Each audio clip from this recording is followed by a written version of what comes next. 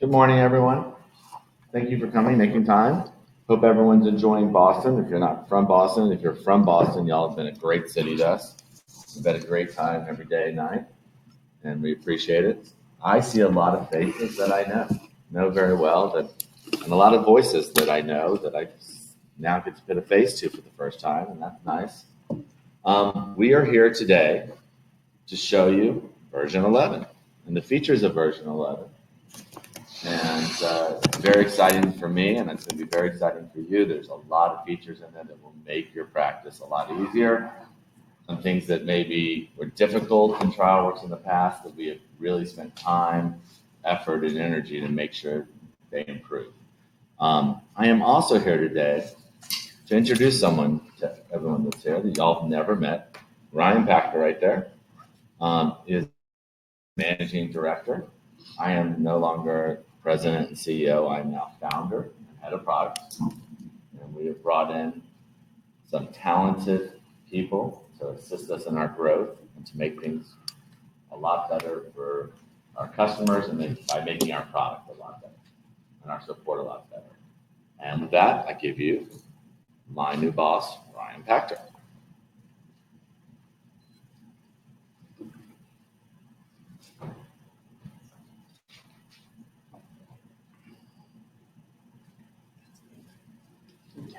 Thanks, Rob, and thanks everybody for coming and joining us on the web.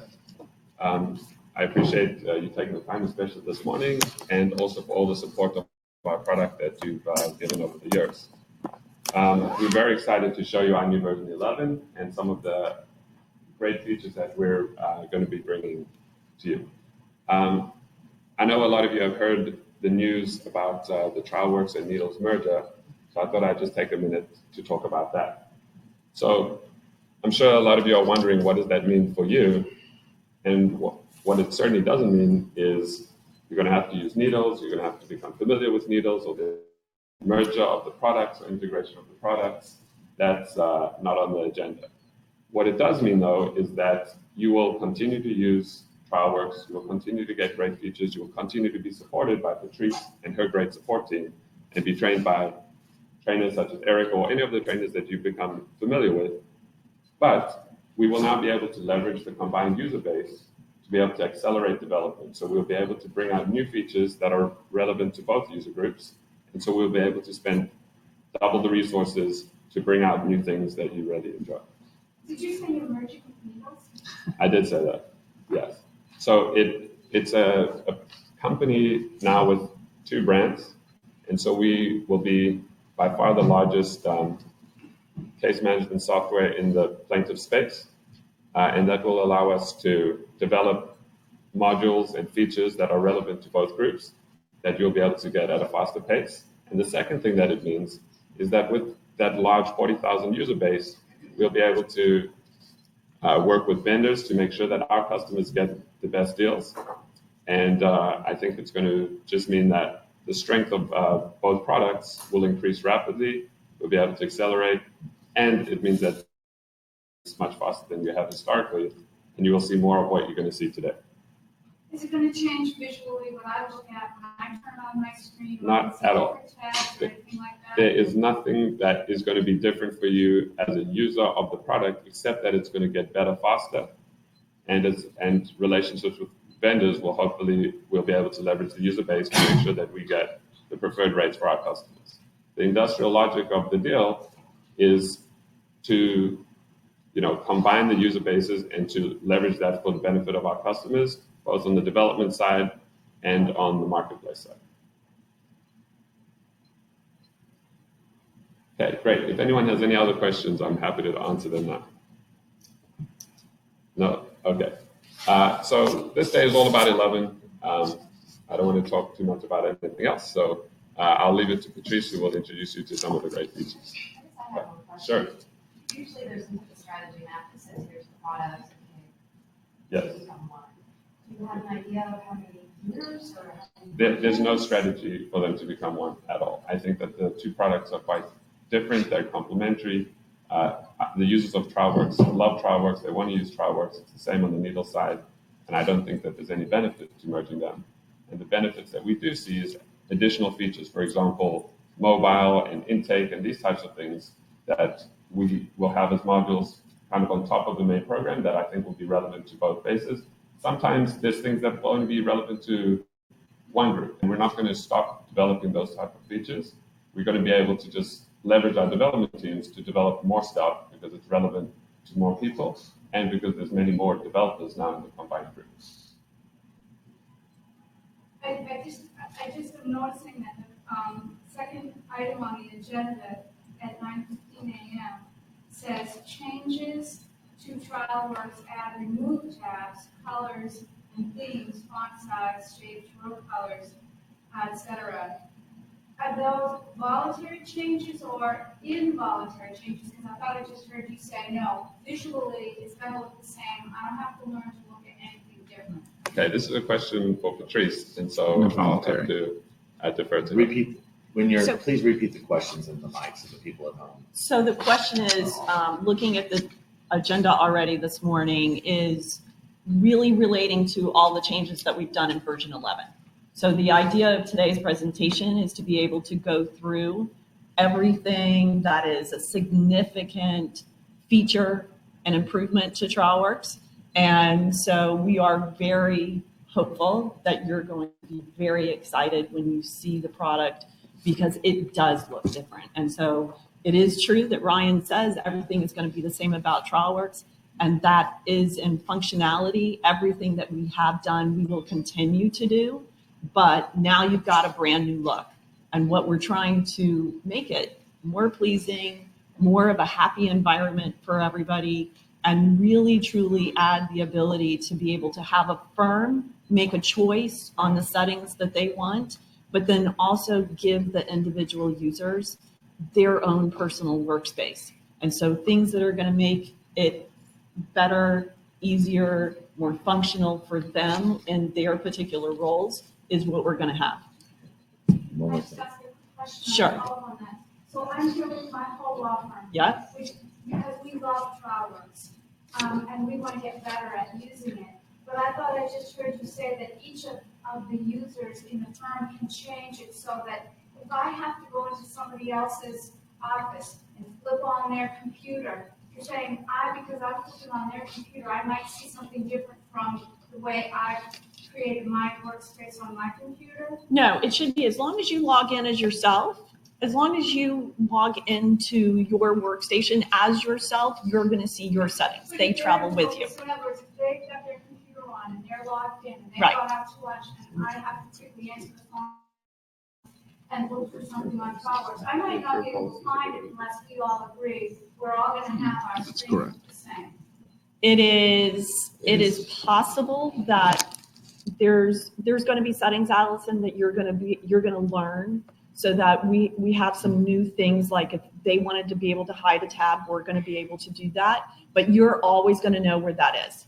You're always going to know, I'm going to look for the pleadings tab and that's in her overflow button. So it's going to become very easy for that. And if you as a firm want everyone's screen to look the same, you can still have everyone's screen look the same. Right. So I mean, we're giving options to people. This is all about options and choices. If you don't want to make user A be able to take the correspondence tab as their first tab and it has to be the fifth tab, it can be the fifth tab for everyone in the office. And we just want to leave it as it is alphabetical. Right. Correct, 100%. Right. Just don't use those features. But if you want to use those features, it's there for you. And to answer one last one, that's what I was here to do. I was listening to your questions. And I wanted to reassure you. And to answer one more thing you want, there is nothing you are going to see today that has been influenced by Needles because this just happened. Now things are going to be because they do some things really well. And why wouldn't we take those? And if that feature is really going to help our customer base, we want it to help by that. You want it to. And that's the idea of the merger is they do things well, we do things well. Let's take those and put them on the other side for each other. Okay? Thank you. Yeah, and sorry, one more thing that I should add is that the head of product for the combined company is Rob Steinberg. And so, his background as the founder of TrialWorks, having worked for 20 years, his blood, sweat, and tears have gone into this product. Obviously, he's not going to let the product do anything but get increasingly better. Thank you. All right. So we're going to go ahead and start. If some of you don't know, this is Eric Hill, who is our senior trainer, and Eric has been working with TrialWorks for 14 years. Prior to actually coming to TrialWorks, he was a TrialWorks user himself. So he comes with a lot of varied experience. Last 30 days, he has actually been traveling to multiple different offices from the East Coast to the West Coast. So we're going to let Eric go through our today's agenda, and we welcome everyone.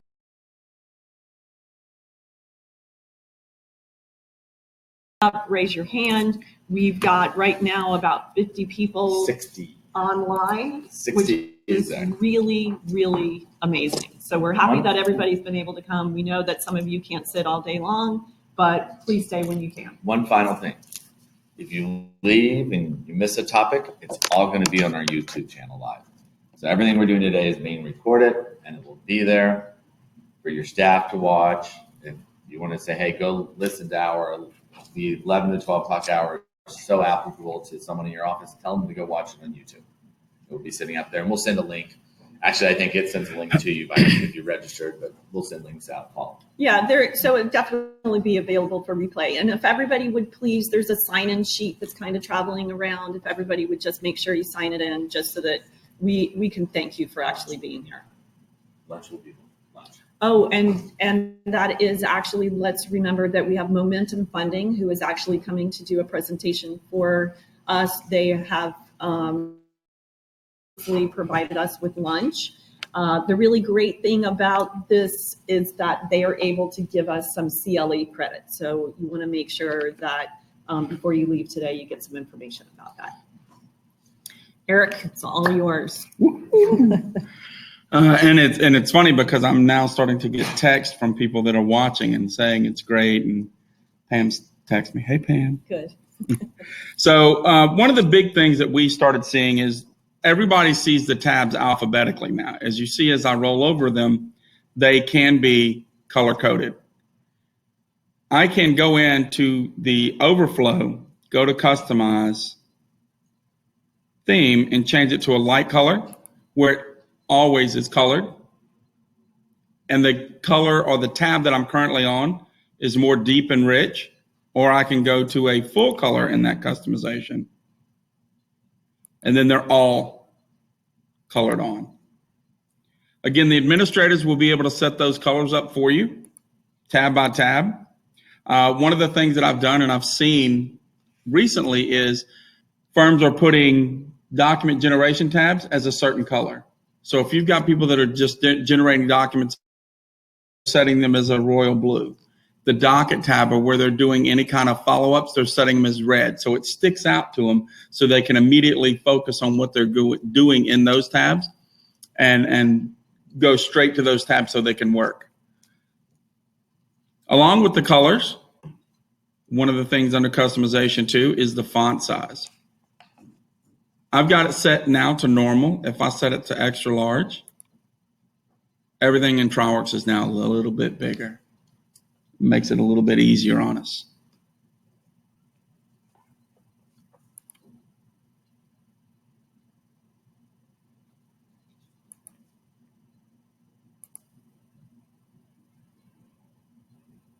Also, customization is the shape of the tabs, rounded or file type, and square. I can square these tabs off if that's what I want to do.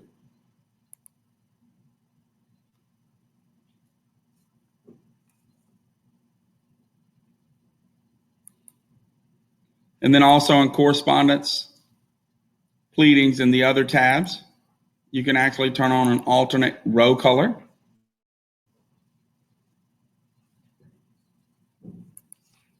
So you would see if you had multiple documents in here, all the different rows, it would be gray and white all the way down throughout the entire tab.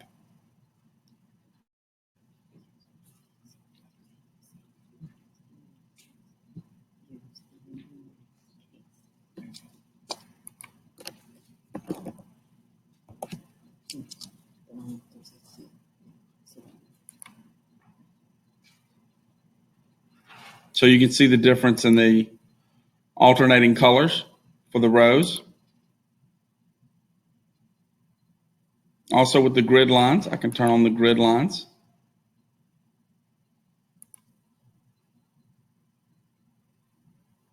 And again, this is set up for each individual person that they can customize their tabs to look the way that they want them to. On the tabs themselves, I can right click on each tab.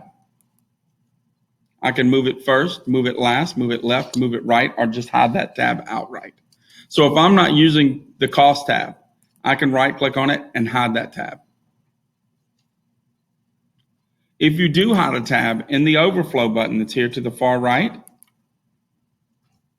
you'll get a button that says hidden tabs.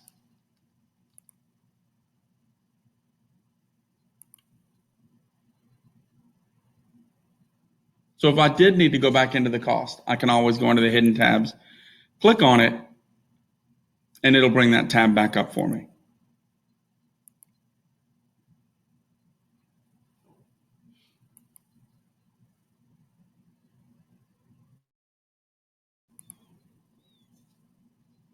The quick access buttons, where we used to see in TrialWorks under the case name used to have the file number, the account number, the attorney and support staff that was working on the case.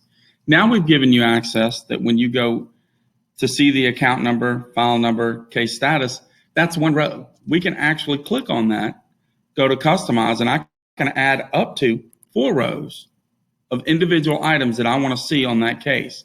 So I'm not just looking at the attorney and support staff. I can add whatever I want to see. Same thing with the long note. Now underneath the case name, I can go in and say, I want to see the last note that was made. And it would give me the last note that was made in that case right under the case name. So over the years, people have asked, I'd like to see the SOL right next to the case name. I'd like to see the file number and who's working on it. Now you have that capability or opportunity to do those different things that's in the caption, in the actual case info tab, the clients, the docket tab. And again, those docket dates are coming from the date info that's in the bottom of the docket tab. Insurance information and other parties' information.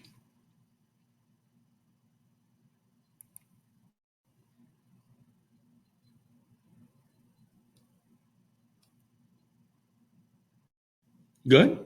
Are there any questions at all so far about any of the setup for you? And again, these options are available for everyone. The only option that is set, hard-coded by the administrators, is actually the colors of the tabs. I have a question about that. Yes, sir. If you were going to set your tabs, do you have to go to each machine individually as an administrator? Can you push it to the whole group? It would be an individual.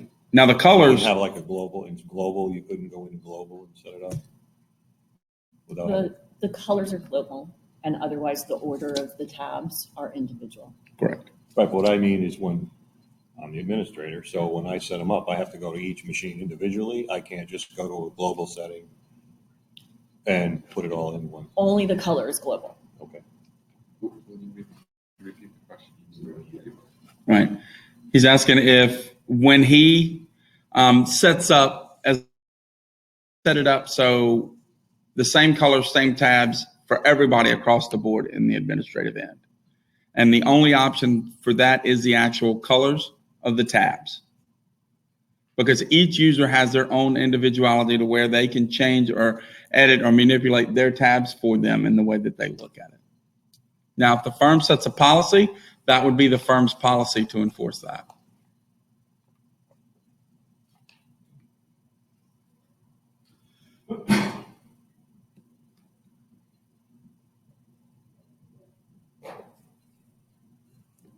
All right. SMS texting. Does everybody know that you can now SMS text in TrialWorks? Under the Clients tab, we have actually moved work number and cell number now. Yes? So are you using the email-free version of email to text, or is this a true text? So how? It's an email to text. So, Patrice? The the service that TrialWorks is actually providing is a lookup service. So we actually pay a company. We provide that to our customers now as one of the additional values that you're going to get as part of your support agreements. And so our service really truly is that we go out and we check what carrier that particular cell phone is registered to, and then we provide the ability to be able to format it's really truly just an email address, but we format it for you based on who that carrier is. So we provide that as a service to you. So I know like when I'm on Verizon, so it's my phone number at Verizon, DPWFix or something like that, and it converts email to text. That's Right. basically what you're doing. It's like you're doing the lookup to figure out which provider. that Yeah. numbers is. So we'll already do that for you. So even if you have a client who ends up changing a carrier from one day to the next, as long as their phone had been registered on that new carrier, we will already then change the formatting for that to be able to go out. And you may be going to this, but how do you, I don't know, we have a service that we use, so my staff doesn't get through phones. Right. And then when people reply to that, it comes to a general number to our office, so they'll get the email. Will this work the same as far as them replying to our text? So the question is, how are we going to actually provide the service to receive a response back? Eric is going to show that to you so that you can see how that actually works in.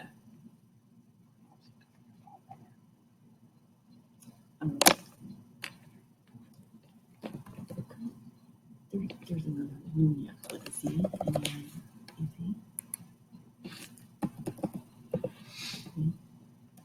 Okay. Same one here. Okay.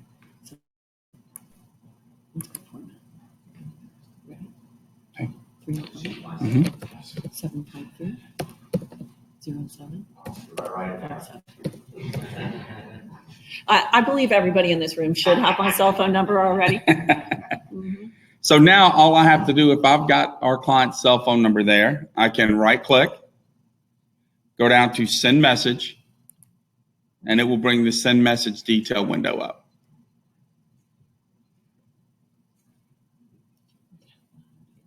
Mm-hmm.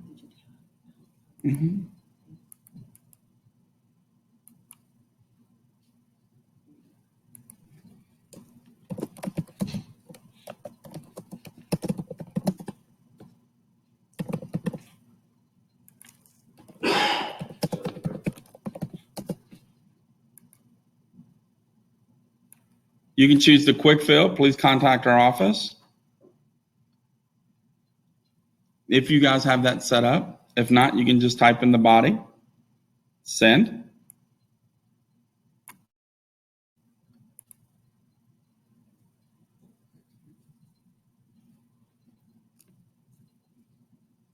And it records that because it's an email in the email tab. And then we can see all, just SMS or SMS emails that we've sent, or just emails.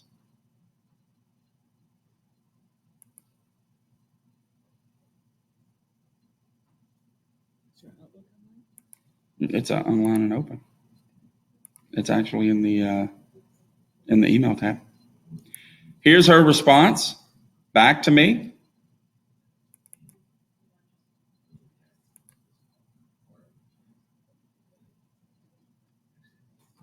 Did that respond? I'm so sorry, I was looking. Did it pop up in your Outlook? It does pop up in Outlook. I just happened to get a window that came up.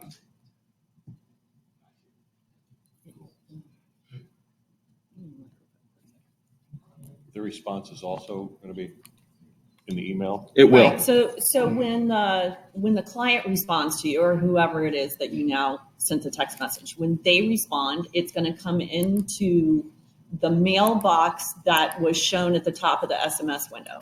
So Jim, just like you designated, you had a general email address that you actually used. You can continue to do that if everyone has send on behalf of ability email address, or you can have their individual, like I could have Patrice at TrialWorks.com and be able to send it that way. And then it's just going to be a continuing conversation. So one of the ideas that we had was that when your client first came in and you retained them, you actually send a text message to them and suggest to them that maybe they would save that phone number that came in as like their own personal text messaging with the firm, maybe with your staff person. And then at any point in time that they would actually go in and respond on that text message, it would be an email that actually came back in the email. So the nice thing about it is that TrialWorks will already code that as an SMS. So when you file that email into the tab in your case, it's going to automatically show that it was an SMS. So you're able to keep up with those actually being the text messages. Other little thing to really kind of remember, there's probably not one of us in this room that has the subject actually turned on in text messages. So that's a field that maybe you want to personally use so that when you're looking at the email tab, you would know, maybe you were trying to remind them of a deposition or they had a client meeting or to bring some papers. But 9 times out of 10, they are not going to have that turned on in their actual text message. So remember that whatever you write in the body of your message is really, truly going to be the only thing that they're going to see. So you want to make sure that you kind of think about that as it goes.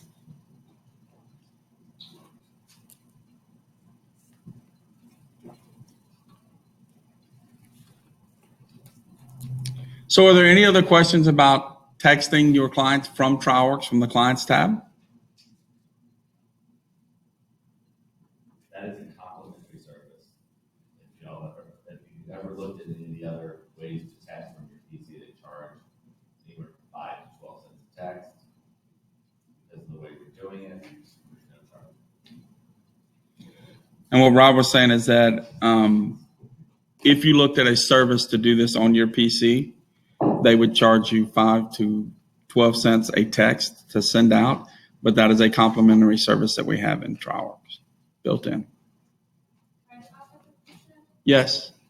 Do they need to have an iPhone for this service, or can it be just any regular phone? The question is, do they have to have an iPhone or can they have any phone? They can have any phone with any carrier.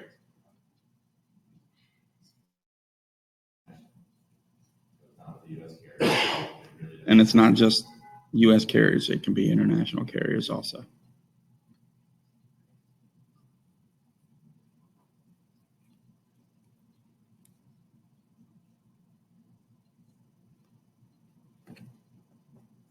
I guess so when you send it out, does your cell phone come up or does the office phone? Actually, it's the email address. Okay. The question was, does your cell phone number, the office email, our office phone number come up? And it's just the email address that's associated here from that comes up in the text message.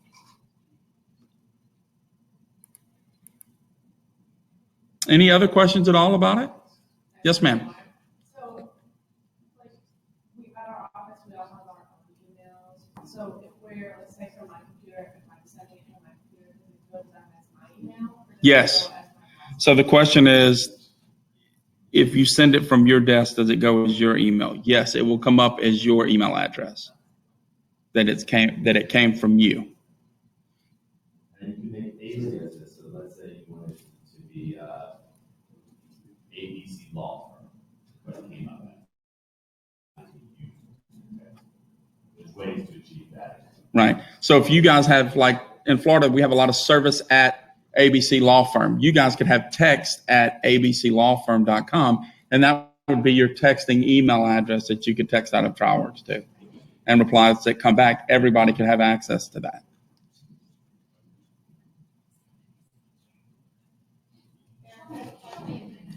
Yes, ma'am. I want to jump in when we get down to the 1 o'clock, the app. Are you going to talk about texting at all? Is it part of the app? It is not currently part of the app. Bring up the window again. I think you want to see the window again of how the SMS works.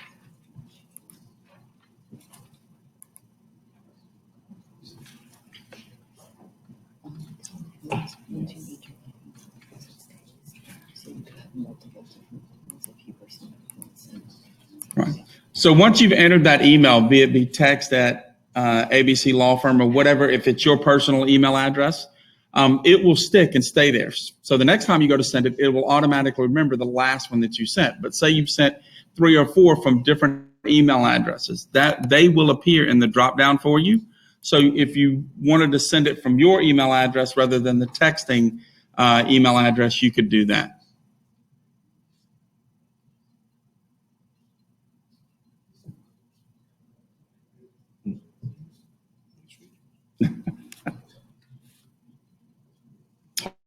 On crowd on the webinar about this.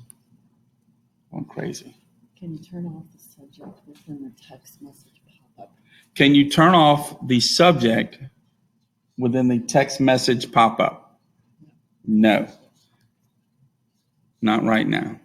But like I said, you want to keep that for yourself. Yeah, you do want to keep that subject for yourself, just so you know you're not getting random text messages or emails back from someone and not know what it's about or who it's coming from or what case it's on.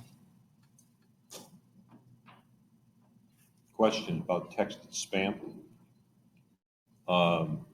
there a way to fight that? I mean, I get random text messages telling me my payday loan has been approved. Well, that has nothing to do with. No, I mean, this is part of the reason why we've done it this way, where it's an email address. So you're not sending your phone number. Right. So you shouldn't get a text message returned to your phone. It should just be an email.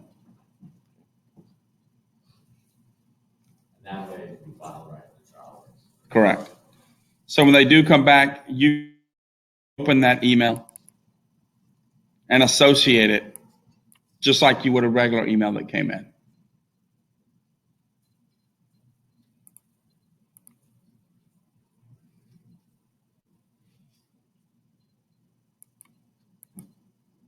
Good. The TrialWorks Office add-in. For those that don't know, now in TrialWorks, in Office, you can actually, when you have a document that you're working with in Word or Excel, you can go to File, Save As in TrialWorks, and automatically save that document.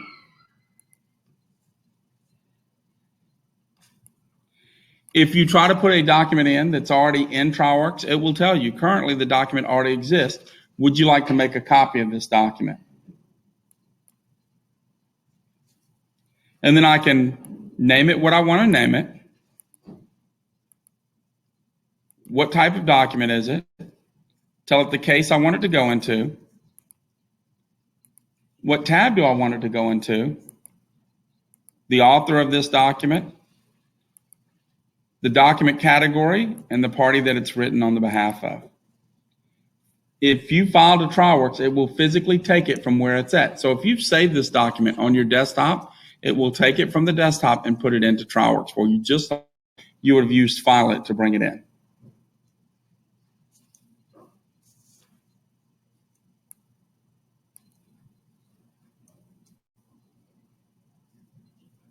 And the same thing, if we've got a document that we're using 3, 4, 5 times a week, 10 times a week, and it's a current document that we want to turn into a template, you can easily change it from a document to a template. And now you can save that document as a template in TrialWorks. You just want to go in and then bookmark it once you're done. So it's going through the same process. We're naming it. We're telling it what library we want it to appear in, what category if we've categorized it, and then we file to TrialWorks. Again, it will take that document and physically put it into templates. So then you can have that template there for you and available. You just want to go in and edit and put in the bookmarks that need to be added. Can we do that with PDFs also, or just Office? Not PDFs at the moment, just Office.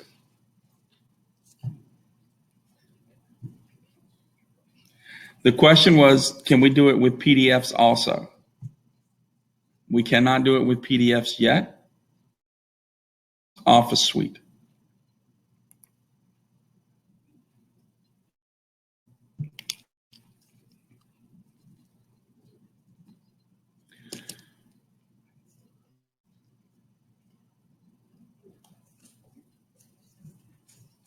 Right. The reason why we came to this for the Office add-in is because we started realizing that a lot of people weren't using templates or weren't creating documents out of TrialWorks. They were having to open it up, type in, cut and paste, whatever it was, save it, and then use FileIt to bring it in.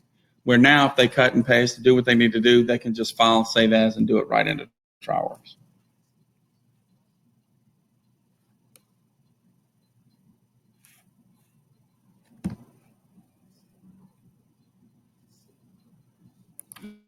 Good. One of the things that we've added to is being able to attach documents. So one of the biggest things I heard traveling and seeing all the different firms was, if I'm going back and forth with an adjuster or with an expert or something, and they finally come back and say, well, can you send me those 3 documents? Well, now I have to start a new thread in email because I can't attach documents from TrialWorks in that thread back and forth. Well, now you have that capability. So when you're looking at that email and you associate it to a case,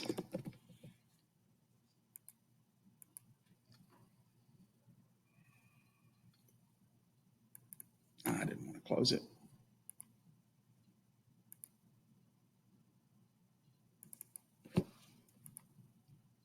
If I reply or do anything to this email, I get the attached documents. So now I can attach documents that are in this case to this email. So I don't have to start a new email if I've got a thread or a chain going.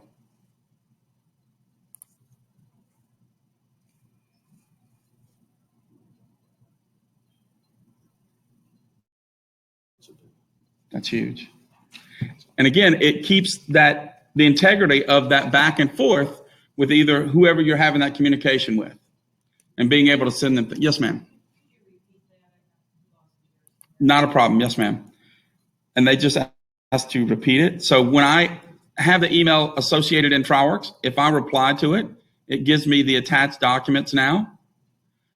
When I click on attached documents, it's just like I would have gone over to the email button that's in the hybrid ribbon and gives me the availability to send any documents that are in that case. Correct. So I don't have to be in TrialWorks to do that anymore. I can do it all from Outlook if I choose. And I'm just choosing a couple documents, hit OK, and it'll just throw them in there for me. Now, if you did it from TrialWorks, you would have other options like make them all PDFs, things like that. Instead of sending them in format. And what Rob's talking about is under New, Email, I can still pick and choose those documents that I want. Here, I can actually convert them to PDF. I can send them as an internal email. Because what a lot of people are doing is when they see correspondence, they right-click, send file as an attachment or send file as a PDF. That's wonderful if I'm just sending one. But if I'm sending 3, 4, 5, 10 documents, the last thing I want to do is open up 10 emails, copy all the attachments into one email, and then send it. All I have to do is go to New, Email. It brings up every single tab with all of the documents associated. If I'm only looking for pleadings, hit the drop down. Unselect all, just go down to whatever you're looking for, pleadings, find those, and those are the ones I want to associate.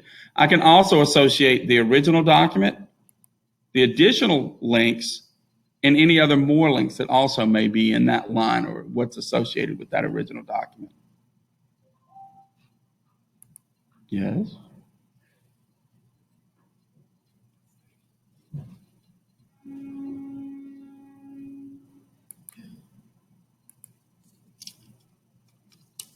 Good? Any questions at all about attaching documents? Yes, ma'am. I'm just thinking about how many emails fly around the office, how many people open them. What about duplication and these documents? Is there any control over that? If I have more than one person that opens the email from their own list and then they save it, and the other person opens it, goes and then saves it. How many versions of that That would be, and the question was if multiple people get the same email and everybody's saving the attachments. And we're talking document version control at that point too, and it get ugly. And it can, and that's why we're hoping or assuming that the staff, when they see that there's 4 people that's associated with that email, that they're looking that, that attachment should be in correspondence. That attachment should be in pleadings. That's why it's imperative that we get uniformed with everything and everybody's putting everything in the right place. Because if you and I both get a document, you think it's a pleading, I think it's a discovery, we've now have the same document in 2 places. Where if there's a uniformed way that we're going to say, if you deal with this document, this is what tab it goes in. If you deal with this document, this is what tab it goes in. That way I can look, oh, it's already been put in pleadings. I don't have to worry with it or deal with it.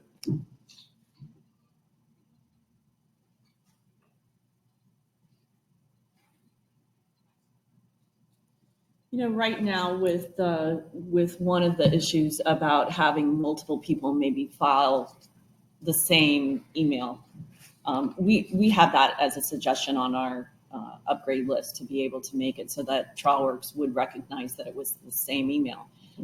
There's inherent problems about that. So what we've done, in fact, for ourselves is that the originating person obviously was responsible for filing it to begin with, but then whoever was the original 2, so whoever was first in that 2 email address is the person that's responsible for filing it. And we've just kind of, done that as a superficial rule, which really has ultimately worked well for us. And that the rest of us look at it, okay, I wasn't the first person, I don't have to file it, I can just go ahead and delete it. So if you try to put a couple of those things in place, one of the issues that you really find is that just because we both were sent the same email, yours came in 2 seconds before mine came in. So we can't even necessarily use the timestamp and saying with the description it's the same email. And especially, a lot of times you just sit in the same subject and you don't know that it's any different. So there's some of those issues that programming has not been able to overcome. And so because of that, you just really kind of have to put those kind of rules in place.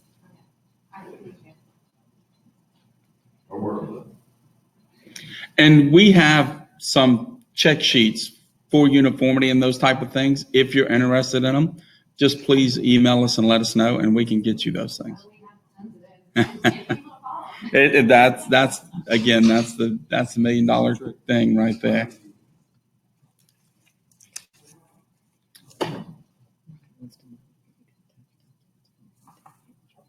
Too simple. Attached options. So if you're looking at it, you also have to attach that to it. Yes.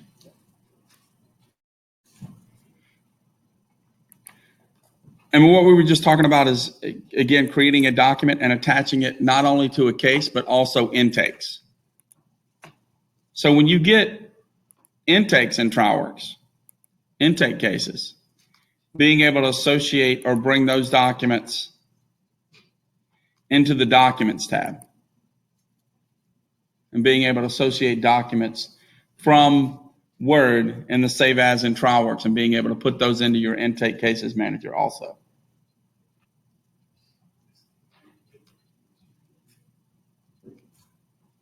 How many people are using the Intake Cases Manager? It works wonderful, I promise.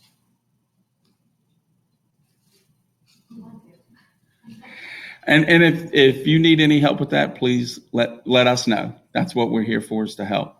And I can't stress enough to let us know if you're running into any issues or any problems or need a little bit of guidance on anything that's in TrialWorks. That's what we're all here for. I don't know if this is a point to ask this question or not. Go ahead, Paul.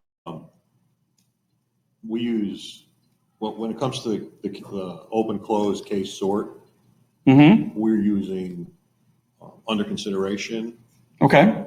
And then we convert that to an open case. Okay. However, when you go to sort, I have to either look at open, but if I want to see under consideration, because I have to push costs here and there, The only way to do that is to have a clear tab which puts everything when I go choosing.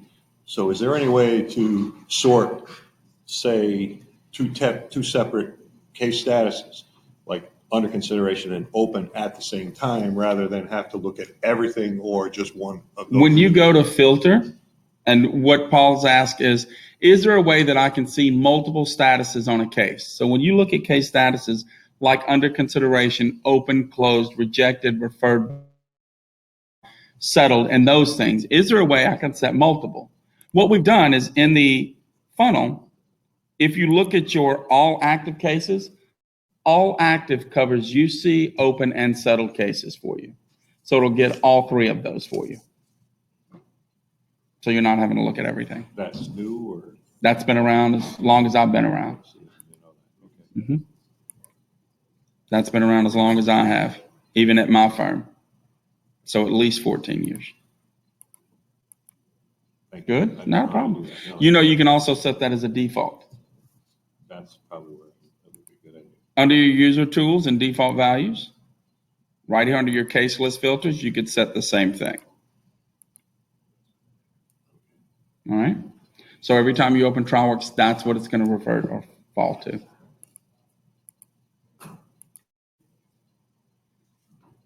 Mailing wizard. Does everybody know that you could send multiple documents to multiple people at one push of a button? So I get a new case that comes in and I have 5 medical providers. I could send a medical request to all 5 of them at one time, not going in and individually clicking the button, creating 5 new entries. Under new is the mailing wizard. This allows you to create multiple documents to multiple people in a case.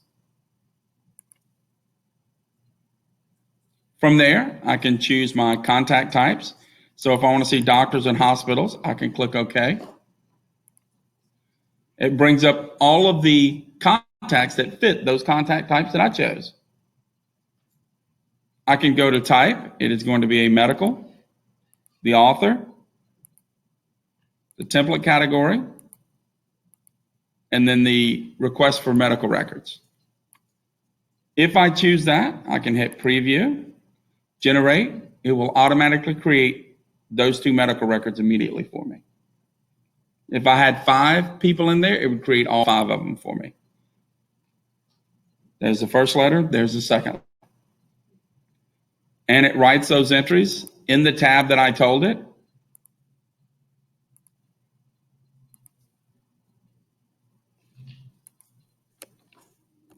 Right there for me.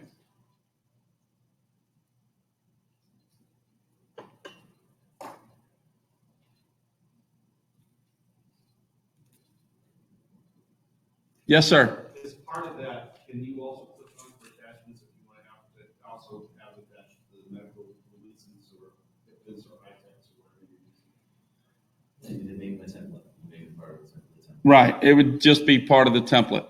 I see. Yeah.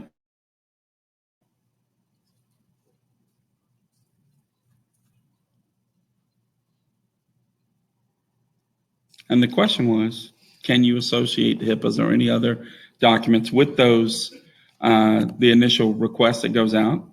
And it's just to make it part of the template. You say make it part of the template. I'm sorry, can you have a template that automatically pulls a scan, HIPAA release, and attaches it to it or something?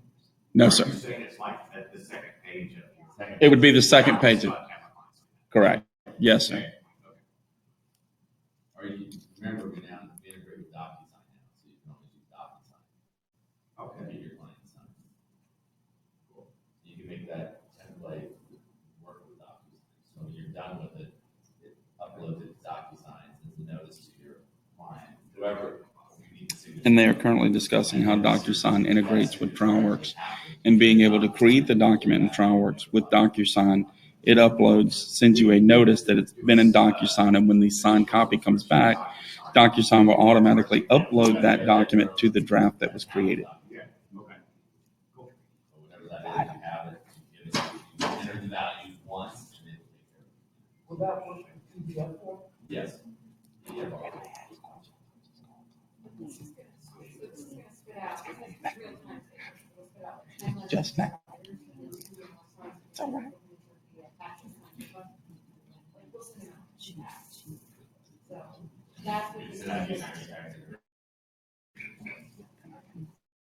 And then you have to go, but it's actually the same.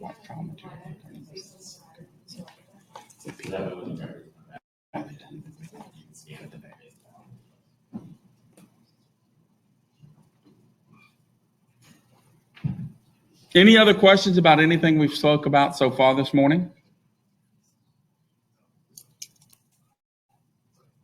Does everyone know, well, maybe she wanted to ask a question here. I'm sorry, what was that? She asked a question. Does everyone know that we work with E-fax and other fax directly from TrialWorks? Because if you didn't, you should know. Does everyone understand and realize that we work with E-fax and WinFax? If you go now, if you go to New and Fax, you can actually fax from your desk.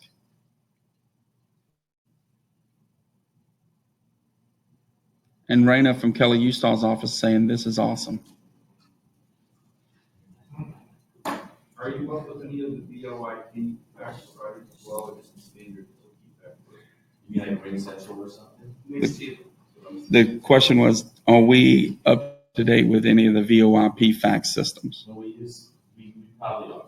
Because the way we're doing it, we made it so that it's very dynamic. We can't say we're working with all of them. Right. But if I saw the format of what they require, I can tell you, yes, we are right now. Okay. That's all I need to see. We made it so it's very, works with a lot. Okay. And that's the thing with a lot of the Ring Central and the VoIP systems, you send them an email of what you want. That's essentially what we're doing in that fax, is being able to pick and choose those programs.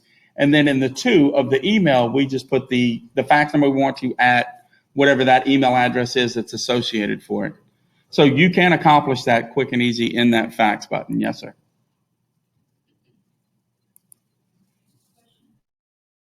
Yes, ma'am.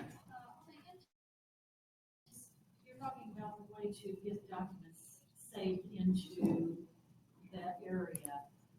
When I'm in there, I go to that import button. That's also another way. And the question was, Any downside to that? not at all. Not at all. They both work the same way and they both function the same way. The question was, when you're in the intake cases manager, is there a better way besides import or using the save as in TrialWorks to bring documents into the intake? And they both, it's 6 1 half dozen the other. It's the same thing. They both are accomplishing the same mission.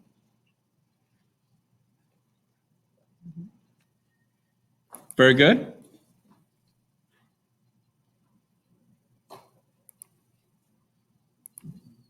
The new redesigned FileIt.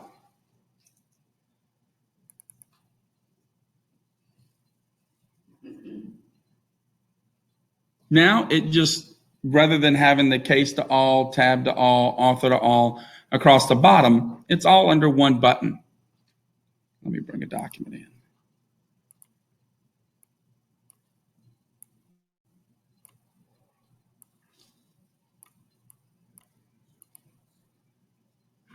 So now I can say assign to all, and it gives me that new update. Just note that if you assign this to a case, it will assign every single document that's there. So if you get a CD that's got 1,000 documents on it, you can move that whole CD into FileIt. Assign to all, the same case, the same tab, the same author, category, the date that it actually is of the document, and the date it was received if you wanted to adjust or change those. Once you close or check, it will check and put all of those features in, or all of those selections that you've chosen. Everybody know in FileIt, if you've got a folder like a scan folder that someone scanned to you, you can always have FileIt touch that folder or go to that folder first. If you click on the open folder here, next to import from, and say, I want it to go to this folder, it'll bring everything that's in that folder in all the time. I'm sorry? So rather than having to drag it in off the desktop or onto the the icon, you can do it directly From that folder, yes, sir. And if you were gonna split them individually, you just did it the old way. Does that work with Dropbox that way?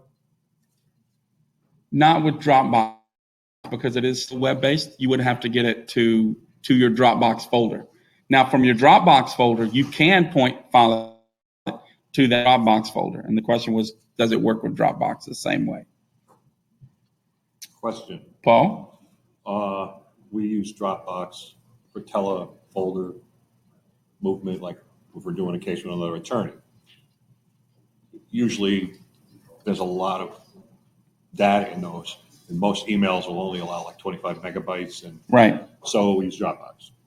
If you pull it off your Dropbox folder, is it pulling a copy or is it pulling the whole file and we lose the Dropbox file, or can you send a copy directly to with FileIt without making a copy? FileIt will always pull. It will do a full pull. So if you wanted that, I would make a copy and then pull those items in, because if not, FileIt is always looking to do a full pull of the document. That's why if it's opened or if it's not where it's at, FileIt will give you a message that says this can't be transferred. That might be a good option. Just a thought. I got you. We're actually we're working with Dropbox and their API to be able to give you more capability of using that directly with. That's awesome. Would you repeat that? Because We are currently working with Dropbox and their API to be able to pull more into TrialWorks itself that would give you the capability to Dropbox.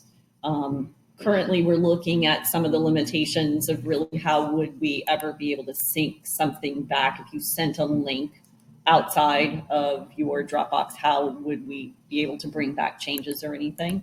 But we're going to give you more capability of going to directly to Dropbox through TrialWorks.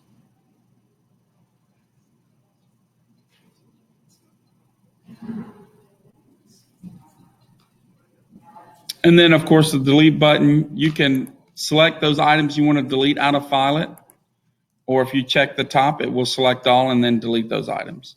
Same thing when you're ready to transfer, you can hit the transfer button. It doesn't say transfer files anymore. It's just an open folder with the arrow to the right. If you hover over it, it will tell you that it is transfer files. And then, of course, close the door is exit.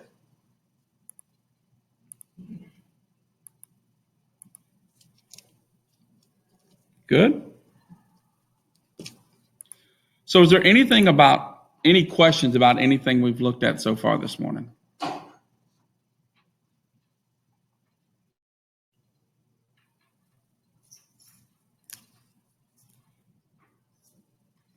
Since we do have a little time, I'll just go over some of the things that I see on the road all the time, that functions of TrialWorks that people, they don't even realize that they're there.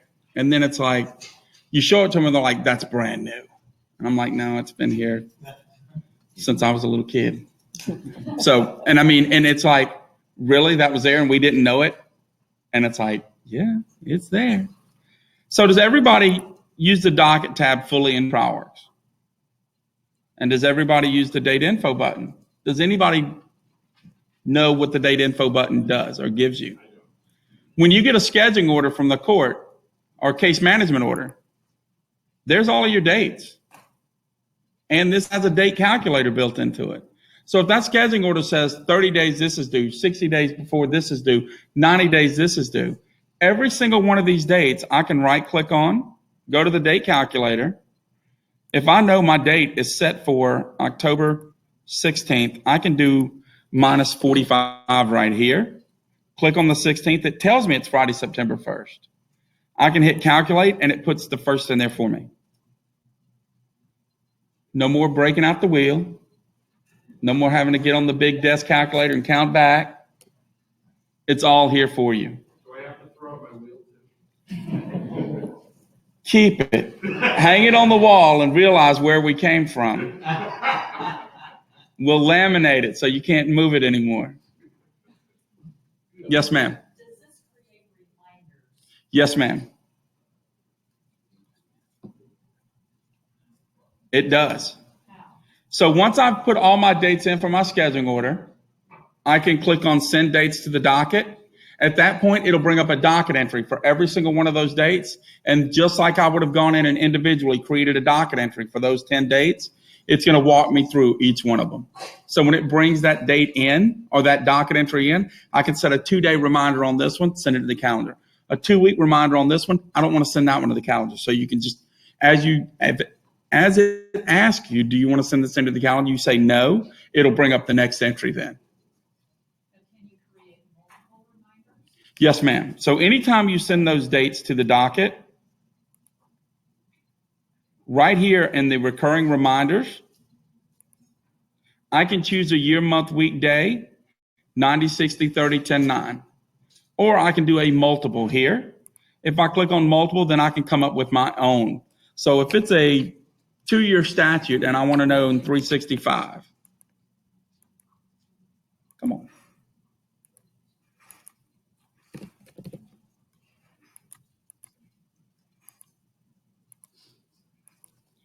$90 or $180 or whatever I want. And I can keep going. Okay, now if the case management order changes and the dates change, do all those reminders move with the anchor date? Like now the trial's not going to be September, it's going to be December.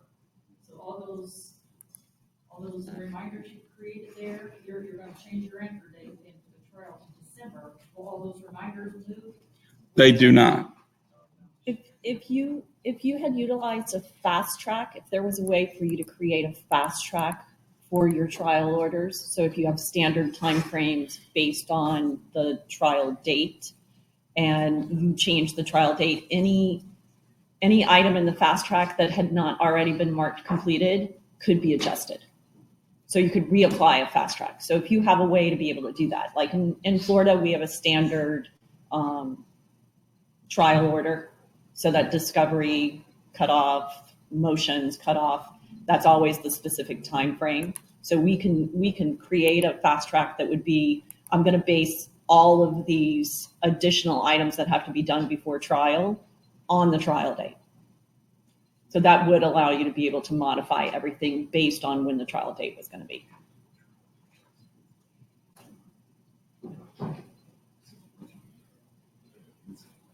Yes, ma'am. Well, I have the scenario where the people, the staff looked at the dates and said, oh, if none of the descriptions that we have match the date that I want to put in here. Mm-hmm. So is there a way to do a custom, I don't want to rename, because I'm assuming each of those fields are important and are saved in a special place. And I want to change that as a way to just customize and add a date if you need to. If it's one date, usually what most firms will do is they'll just go in out of the date, important dates and just create a regular docket entry at that point.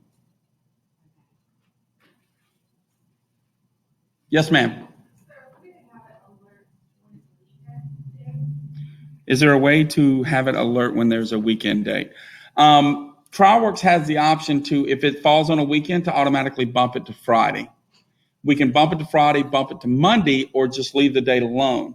But if you're scheduling on a Saturday or Sunday, it's just going to schedule on a Saturday or Sunday.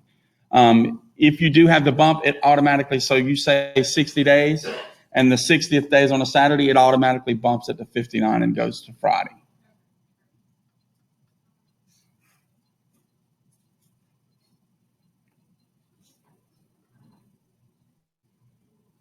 Very good.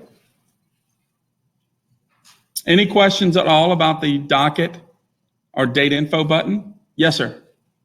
So I guess pulling from the docket, first over to TrialWorks, that reminders screen. A lot of people in our office over the last few months have found that very useful to kind of tell them, oh, these are the things that are coming up or I need to get to. But I don't know if this is our lack of understanding. Some of the screens, some things you bring up will freeze out the rest of TrialWorks. So I'm not, you can make a call and be typing or working while you're doing that. But I noticed that reminder screen, you have to either close it or go into each item there. You can't pull it off to the side and work on the cases while that's up. Correct. Is there a workaround for that? Is there something you'd recommend? Just frankly, it's great to have it, but if you can't work on those things at the same time, it's, I don't want to say useless, Yeah. but it's not useless. So, Yeah. right. So the question is, if I bring up my reminders, I am essentially in my reminder screen. I can't go to TrialWorks and functionally move around or do anything. What I would advise you to do is use the TrialWorks Today, because that's going to give you your reminders that are coming up. And at any point, I can minimize TrialWorks Today and continue to keep going through the tabs of the cases. If I need to bring it back up, I can easily bring it right back up. And it still gives me my list of things that I need to accomplish or take care of, be it be this week, this month and next, this week and next, yesterday, last week, last month. But there's no setting to take reminders. Not the reminders, but you can, again, bring this to another screen, TrialWorks Today to another screen. And it will mirror your reminders. That's what TrialWorks Today pulls from, is your docket entries. So for the reminders, no. But please start using TrialWorks Today, because yes, you can do that. And then you just have to set the right dates or not in there. Correct. And see what you want to see. Yes, sir.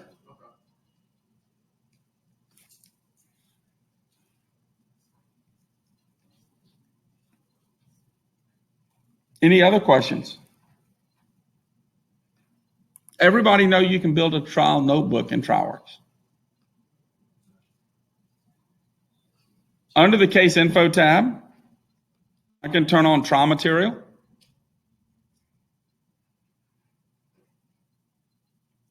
And at that point, I can go into trial material and start building my trial notebook. So if I have a correspondence or a pleading, I can go to correspondence, right click on the subject, transfer a record or transfer multiple records. If I transfer those multiple records, I can then choose a different case or this case, and I can say I want to transfer those to trial material. I want to make a copy, not a move. Execute.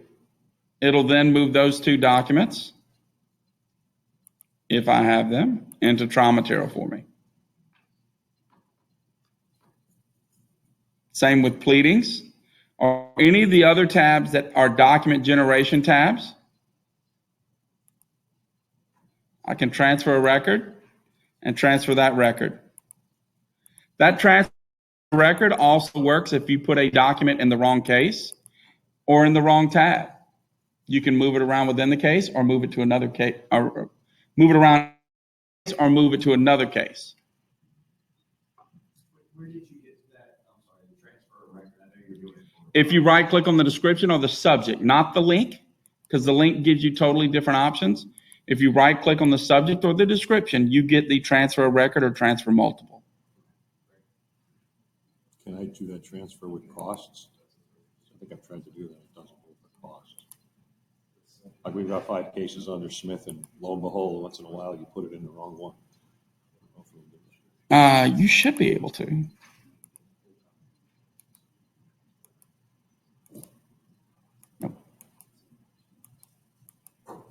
No, it's not, because it's looking for a document to associate, to transfer, not just data. The question was, can you do it in cost? And the answer is no, because it's looking for actual documents to transfer, not just data. So when I come to trial material, I can then say, tab number 1, that this is a correspondence or whatever it may be. And I can also label it as, say, part of my demand package. And this is a pleading, so it's 2. I can have exhibits as 3, whatever you guys decide as your tab numbering convention. And then when you put those documents in, when you're ready, you can go to report and say, give me everything. And it will order all of them in order the way that you've got them. So it groups all of your 1s together, all of your 2s together, all of your 3s together. So even if you get a correspondence 6 months down the road and you've got 600 other documents in there, if you put 01 in there, it will group it together when it puts it in the report. Yes, sir. Can you change within the tabs what the order is in with It would have to be shifted around because it's same thing with pleadings that come in later. You're just dumping them in and it's putting them in by date order. Right. So that's where that tab comes into play that you can say, okay, this is a pleading. Even though it's my 90th document, it's an O2 and it's a pleading. So when I go to my report, I can say, give me that report, and it will group all of them together for you. In saying that, when you go to print links, it'll print them in that same report order. So it's building your banker's box index and putting the documents together so you can print them all. Of course, the other way, I assume you can delete documents out of the notebook as you go. Yeah, right here, I can select on that document that I don't want. Anytime you don't see a delete button in the bottom right-hand corner of TrialWorks, you can always use the delete button on your keyboard and delete that item out. Good. Same thing if you guys are categorizing this. So I get a document. It is a pleading, but I also want it to be part of my demand package. Well, I don't want all of my pleadings that are 02s to be part of my demand package. So I can categorize that document too. So when I'm ready, I can say, you know what? I don't want everything. I just want my demand package. And it'll give me a report of everything that I've labeled as my demand package. And when I go to print, I can do the same thing. Just print my demand package. Dan, it's been a couple years. Yeah, it has been. Still following the Red Sox for distance, or? You know, I almost stayed for the rest of this week because the Royals are coming to town this weekend. Where the originating tab to set up that you set up? Under the case info, Yeah. down here in the bottom right-hand side, there's the trial material checkbox. Same thing, there is an appeals. If you check the appeals checkbox, it will give you an appeals tab so you can associate all of your appellate documents.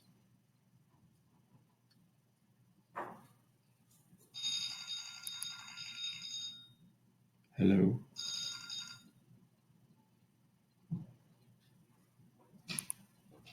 I don't want to disrupt. No, by all means, go for it. Burning questions regarding this. How do people deal with unrelated events?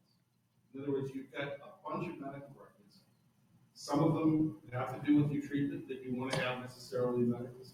Some of them you'd rather not have plug your file or have proof somewhere so you know where they are, but they're not part of the case. One of the things that we did, and again, I speaking from my firm, when I was at my firm, is if the client comes in and brings me 1,000 pages of medical records, says, here's everything from when I was 2 years old and I stubbed my toe and I went to see the doctor up until the incident happened. We would always scan that entire package and put it in Ancillary and label it client given medical records.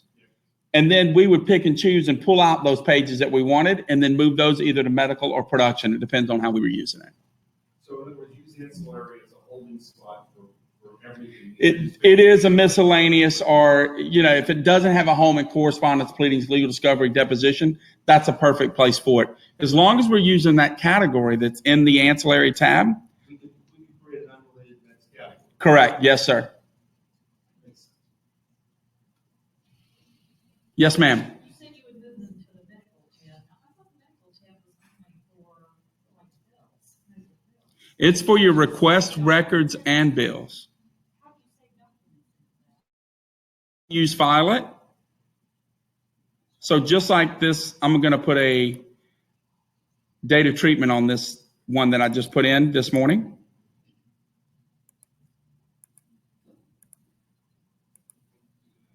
So when you get your medical records, and I'm just going to create a document that I can put into FileIt. You can associate that to FileIt. And then you can tell it what case. And then right here under the tab is medical. So when I transfer that item, because I could have multiple providers and multiple clients, it doesn't know where to go. So it's asking me, where do you want to go? Well, that one right there, I know I just made for the request. I can associate that, and then I can email that to let someone know that I put those records with that request. So now when I come into TrialWorks, I've got my request and my records right next to each other. And if you get a bill that comes in, you can also associate that with that line. And then you can come in and enter the amount billed, amount paid, then it's going to amount waived, and then it'll give you the balance and the final balance that's due. Let's shoot that to costs, What the cost? the cost of the bill, or because I do it through QuickBooks. the cost. Right. No, it won't do that because this is strictly looking for what the provider has charged the client, what they're for that visit, what they're being charged for that visit. Yes. Is there a way, if you're using, the amount waived, you're actually using all that, is there a way to then generate a report that doesn't show that information? It just shows the amount billed? There is. If you go into, and give me one, the question was, is there a way if you're using the amount billed, the amount waived, is there a way to just was billed actually? So if I say it's 10,000 and the doctor waived 5,000, and then I double click and I can enter payments here also. When I come down, it gives me my total here at the bottom, but I can go to med reports and give me a special damage that's going to give me just the provider by date of treatment and what was truly billed for that client.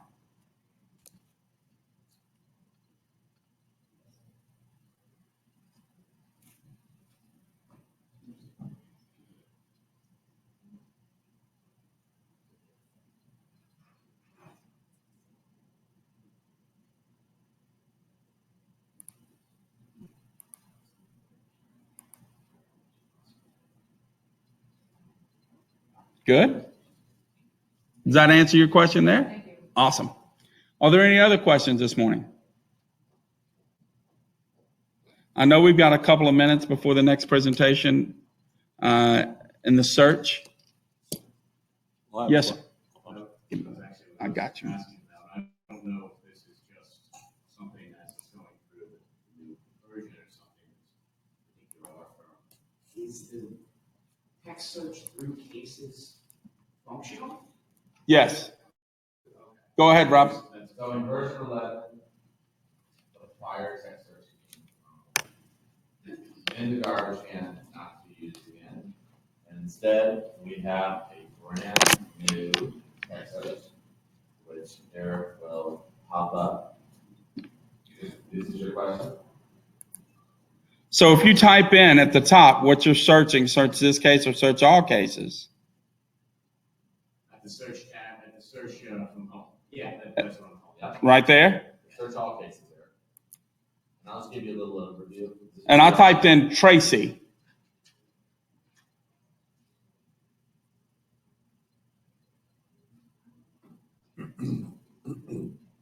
But it's Ben, it's the first video. Okay. So these are all the documents that have the word Tracy in them. It's showing you the document. It's showing you the hit in the document highlighted. It's showing you the document. It's showing you the hit in the highlighted document. And for this little example, do I have time to do a little example? Sure. Let's say that we're just searching for some type of memorandum of law we wrote. And we know we've written many types of this memorandum of law. They're all a little different, but we're looking for a few so that we can use our basis on a new one. What you can go here is go through and look at it, but as you find ones that look, you can go to the far right and click on reading list. Hit the reading list button. Here? Yeah. And so they will add them to a reading list, and you will be able to take that reading list, and then those are the ones that you want. But what you can really do with that reading list is email it to someone. So you could say, here are the 6 documents that are close to what you're looking for. Do what you want. So you're trying to help someone out. It makes it very easy. It also full text search all your notes, emails, all that too. So it's not just documents. If you had typed it in a note in TrialWorks, it's going to be there as well. So it's a brand new interface. This is the grid view. There's also another view you can have, which is not a grid view. It's a list run-on view. You get to decide which view you like as an office and use it. Just to give you a little background on the performance. I don't know, everyone here is from a different size firm. But if you were from a large firm that had a very large document repository, our prior search engine would take, let's just say you're a firm, we had a firm that has about 10 terabytes of documents stored, linked into TrialWorks. The search engine took about 20 days to be ready. It was horrible. It was horrible to get ready to be caught up. This new search engine took the same repository about 7 hours to get ready. And then once it was ready in that repository, you could scan in about 2,500 pages an hour of PDFs, and they were in the database almost live. And I got to the point when we were testing, I was filing emails from the email tab into TrialWorks, and in this large database, which is going to be the worst in performance we're going to get compared to smaller databases. And in this one database, the emails were part of my full text search within 3 seconds of hitting there. So it's really live, and for most firms, it's 100% live. This is the worst case scenario. So this should be something we're taking up for us that would I guess, ask for not with. Yes, it's only available on 11. And 11's hitting next week. Hosting will start getting it, and everyone else, we're going to roll it out in batches. But by the end of September. No, I said we're on the beta. So. If you're on the beta, yes. If you're in the beta program, send an email to me, Rob, and I'll forward it to the person in the office who will install it for you and get it up. And it's awesome. It's there's not one line of code that's in there from old that's there. We've been unable to use it. It's been the one feature for our firm since we started a few months ago that has never worked. Well, it's going to be great. It's going to be great. You'll be very excited. All right. I get your Rob. If you need, email me, Eric at TrialWorks, and I'll get it to him. I'll make sure it happens. I know a lot of people in the room. I've seen and spoke with and went to a lot of people in the firm are here. I've been to their firm. So again, same thing. If you need anything, reach out to me, let me know, and I can help you. Yes, sir. I had a question about scanning. We're putting everything from the mail that comes in for any case into TrialWorks, and it is very labor intensive to scan to a folder and then have somebody use FileIt. Is there any chance that you're planning on scanning directly into TrialWorks instead of using FileIt? Rob? Yes. I think that would be a great question for you. The question is there anything on the forefront that we see where we could scan straight to TrialWorks, bypassing FileIt? There is. It's on the board. There's a couple with FileIt. You can right now. There are third-party products that we link with that allow you to walk right to a digital copy machine, and from that digital copy machine, put the document right into TrialWorks. So you can walk to the digital copy machine. It has a tablet on it, and from that tablet, you click 3 things, and it ends up there. So that's one way. 2, we are starting. Looking into using AI on FileIt, artificial intelligence, to make it so that when you get a document there, you don't have to do anything else. What? You can't hear me. Sorry. And then 3rd, one of the things on the board we will work on is drag and drop directly into TrialWorks, which is, I guess, what you're asking for. And so that is on the board. It's not, there's some technical hurdles we have to come on, but it's on the board and we're discussing it. Once we close up the shop on 11, which is coming around in a week or 2, is when we get to go to our board and we'll see what is going next. It works, and it's really exciting now because we have a really large team to go after. With additional people we've hired and the resources of using another team over at Needles. So it makes it really nice. Good. Good for you, Paul? Yep. Right on. Moving forward. Never moving back. Any other questions at all? Everybody in the tabs know that you can move or adjust any of these fields. For me, as I've gotten older, my eyes have gotten worse. So I open these fields up so I can see them a little bit better to me. You also know that you can move any of these around. So if you want the link to go over here, you can move these around for you. Once you've made or adjusted that, you want to click the Save button. If you don't click the Save button, it will not save your layout. So when you go back, it'll go back to the default that's set. Yes, ma'am.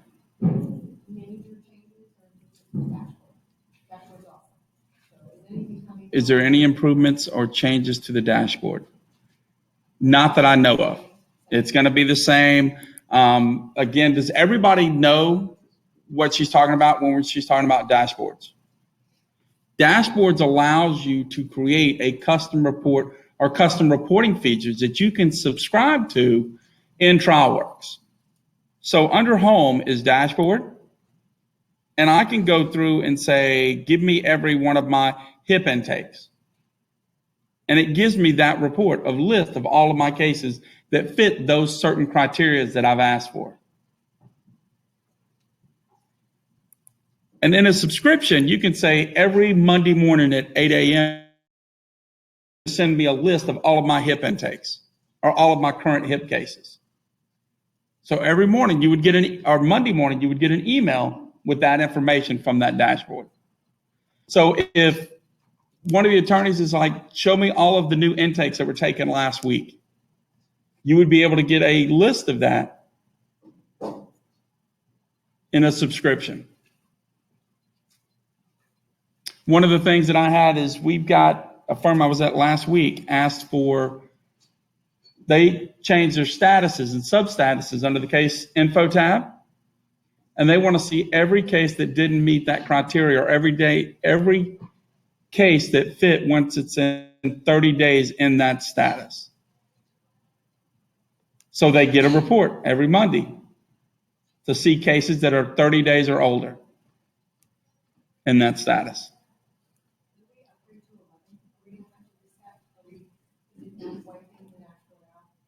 The question was, when they upgrade to version 11, will it wipe their dashboards out? No.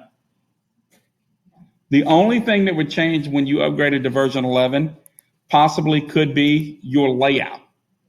So you would have to reset your correspondence up, your pleadings up, and those tabs. It will never mess with the dashboards. We put too much time and effort into those things.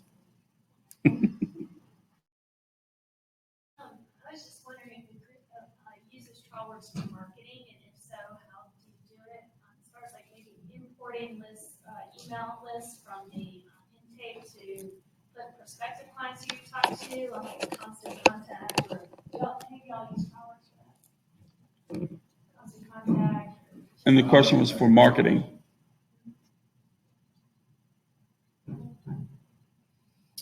I just found it a little clunky to use TrialWorks for marketing. There, on the case retainer tab, have you utilized the marketing button to start with? So there's both in active, so we call the regular TrialWorks that we're all used to active TrialWorks as opposed to the intake. So in both places, you now have the ability to keep track of marketing sources. For us, not your referral source, but really truly more the advertising that you did to be able to get that case. So that would be the first place. Both of these are libraries, so you can set what those options are going to be. And again, like I said, that's going to be available in the intake.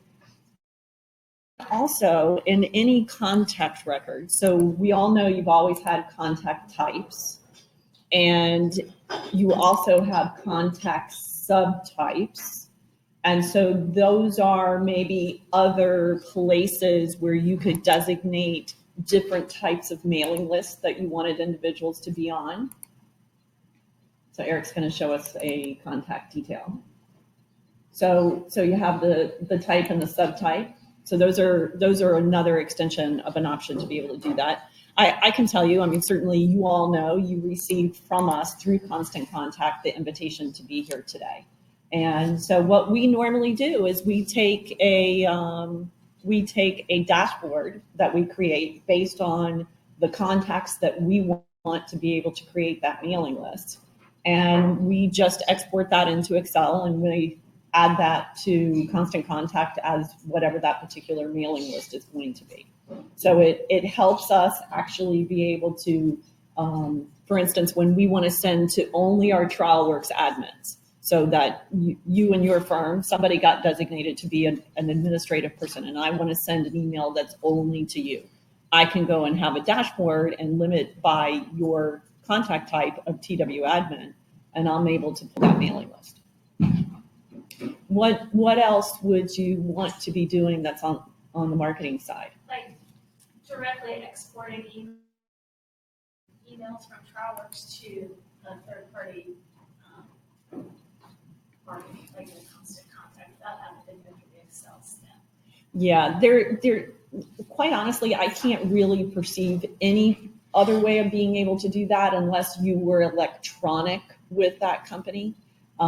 We have looked into having integrations, for instance, with companies like Infusionsoft, maybe some of the other, intake kind of referral companies that you might be dealing with, to be able to do that. But they still want from us an Excel spreadsheet.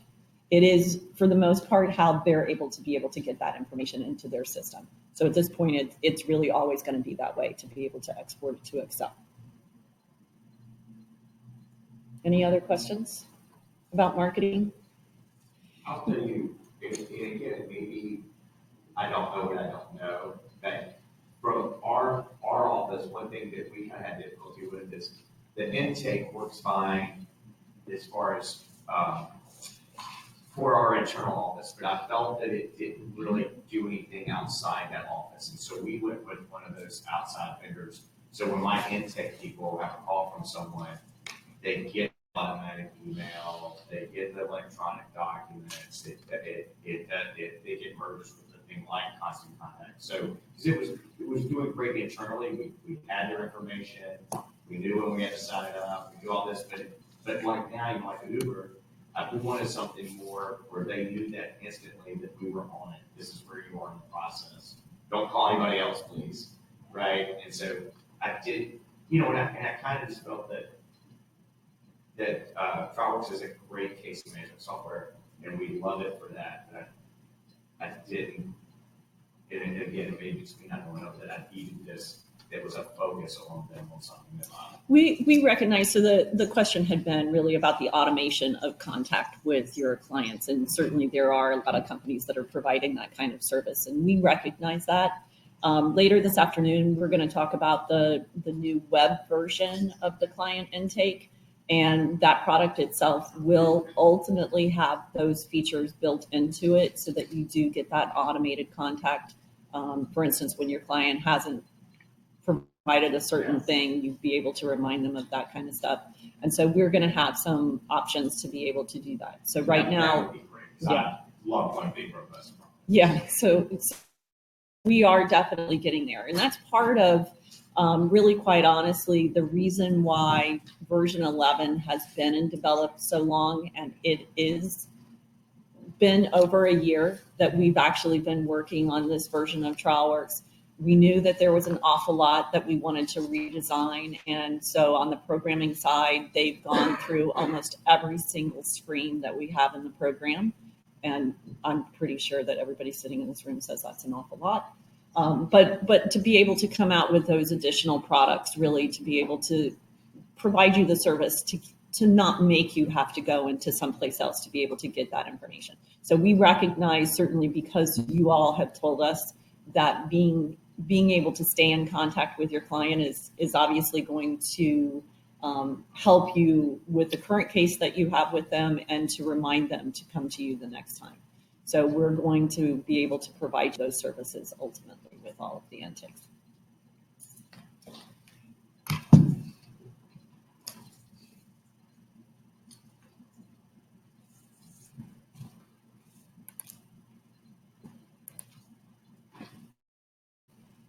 Any other questions? Any other general questions that you have about TrialWorks? We are definitely ahead of schedule, so feel free to ask anything. I am definitely here to answer and help.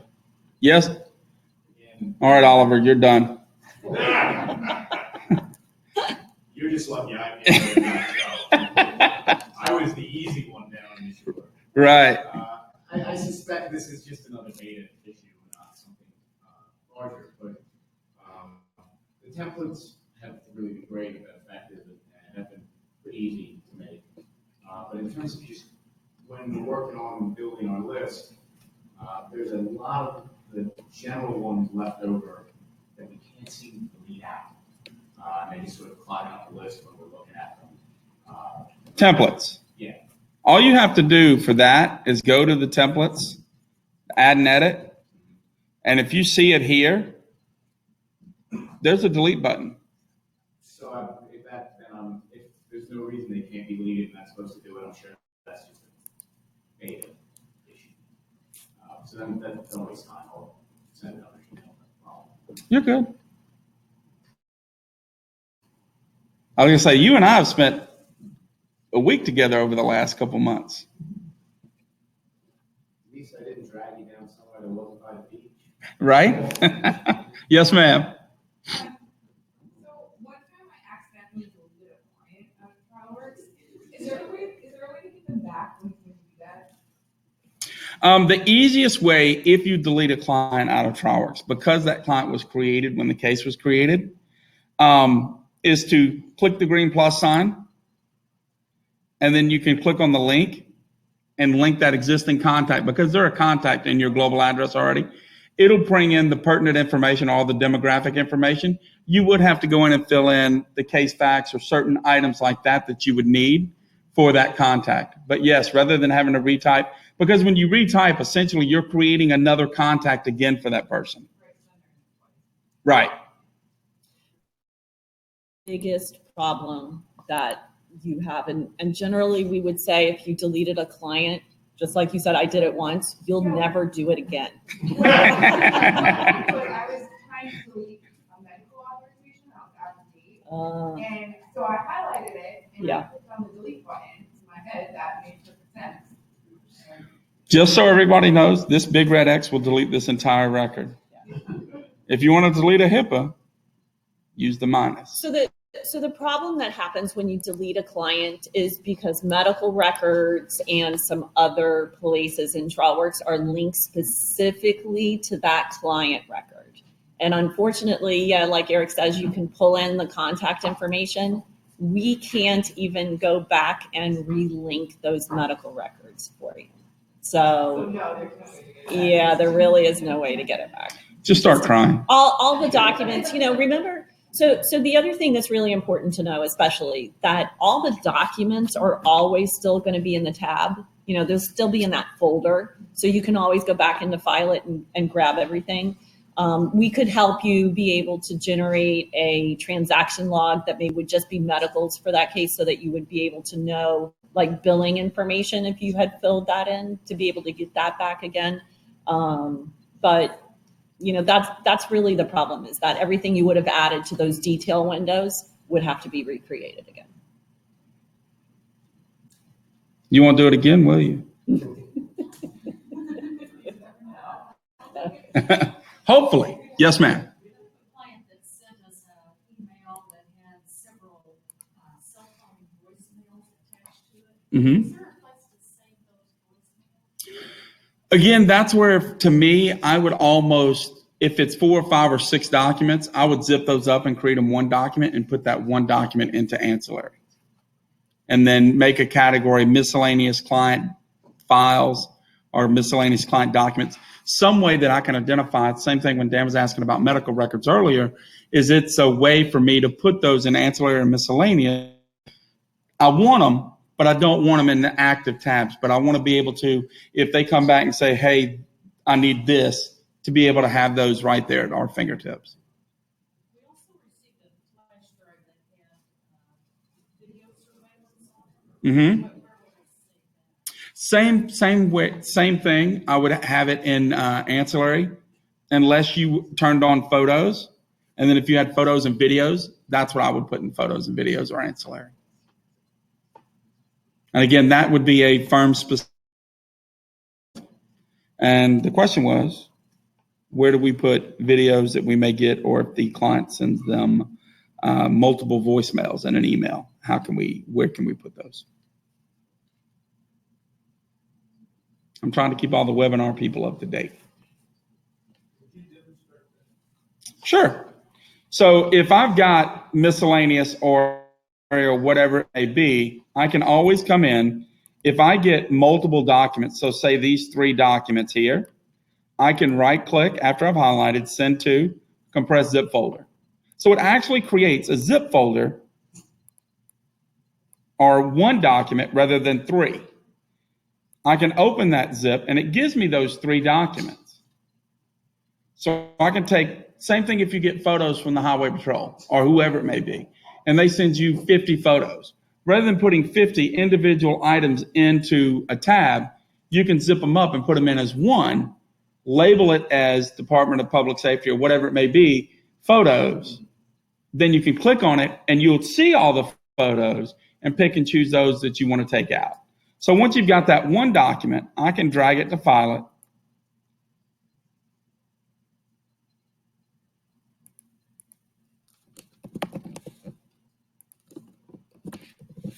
Or whatever tab you want to put it in.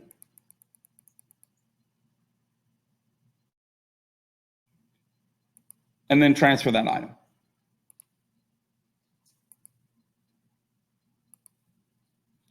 So now I can go into TrialWorks, go into that case. I can see that zip folder and I can click on it and it would give me everything that was in that zip folder. So I would see all 250, 50, whatever it is. Usually what I tell people, or what I've seen has been the norm, is if you get more than 5 photos from one entity, zip it up. And then it's a lot easier than trying to sift through 200 photos to find the 3 that I need. So if I zip them all from one department or another department, I can look at those individually, or I can see them all and see all the photos that are throughout the case. Does that help? Yes. Awesome. Yes, ma'am. How do you change the global address? Deleting those people from particular cases?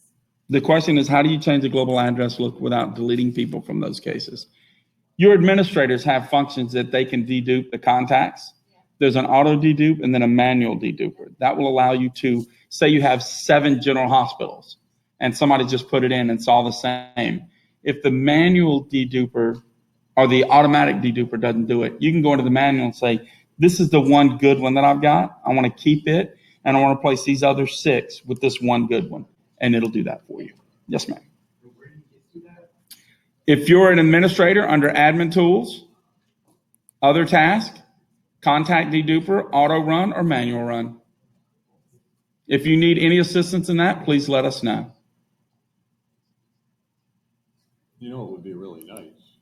Yes, when sir. you add a new contact, you like use AI or whatever you want to call it, and it would say, this is similar. Because no matter how many times I tell the staff as the administrator that when you're adding a contact, check the old list and then add it to the case rather than add a new one. So you end up with 15 of the same thing with a dot different or a capital letter different. Right. That will be, now that 11 has really in itself been rewritten, that will be one of the additional things that will come. That would be wonderful. Yes. You'll start to put in a first name and a last name, and it absolutely will say that it already exists. Yeah. And then give you the opportunity to say whether it was a duplicate or it truly was another. Jim Smith. Yes. I honestly, I just answered an email that was on that exact same question. Yes, ma'am. In the intake case manager, what's the difference between a summary turn down and a quick turn down? The way that I always explain, and the question was, how do you, the difference between a quick turn down and a summary turn down in the intake status? When I was at my firm, a quick turn down was no, right there on the phone, no. Summary is we did a little bit of legwork. We maybe ordered medical records, looked at the accident report, and then we decided thanks, but no thanks. A quick turn down was No, not at all. Not today. You've actually collected some documents. A summary would be you've done a little bit of legwork to look at it to see if it's going to be beneficial to the firm. And if you want to generate a rejection letter to that client, how do you do that? Under documents, you can create that document here if you have a template set up as a rejection letter. So I don't know how to generate a rejection letter from there. I've been creating it somewhere else and then importing. If you want, I'm more than willing to have a template session with you and your firm. Just please let us know, and we can definitely get you taken care of this week. She's choice from Raymond. So Brent, he was down here. Brent was down here. Yeah, he's still there. So I have no problem. I can definitely, we can get you guys taken care of.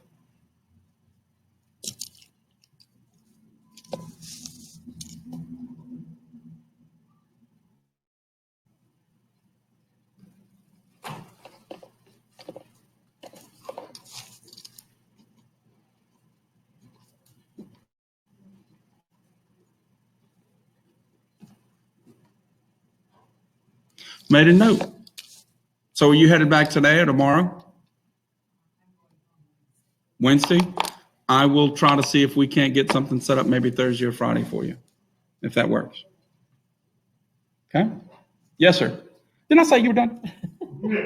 No more out of you. What you got? So,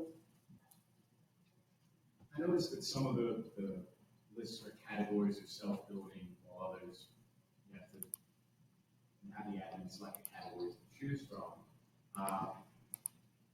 One we were just talking about, which made me think of, it's quick turn down or summary turn down. I believe it's self-building add stuff in, as is the categories in the medical tab. Is that going to stay that way when 11 is going on? Is there some option to have not be it self-building because? Those options are in the security module now to lock those items. So yes, anywhere that you would have a self-building field like that, you have the option as your administrative group to lock that field. So where they can just from the drop down, they don't have to type in. Who would we go about doing that? I will call Laura and get that taken care of. I can work with them. I'm just here for the ride.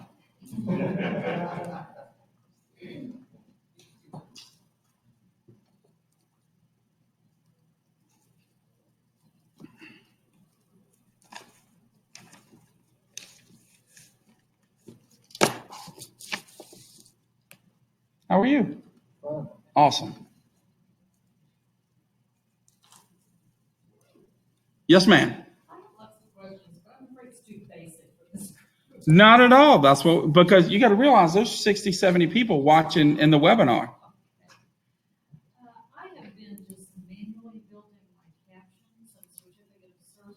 Now, I know other case management programs I've worked with, as long as you filled in all the fields, it builds the caption for you. Yes. Under the caption tab, that's where we want to put in our plaintiff's information, our defendant's information, our court name, our judge, our case number, our county, and the ray. And there are bookmarks for the plaintiff's, defendant's, court name, and all of that case number. All of that is there for you in those templates. So if your template's set up correctly, so when you go to create a pleading,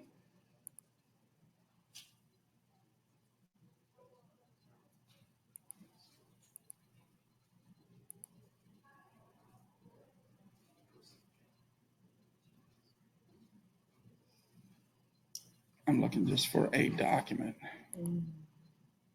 And I create.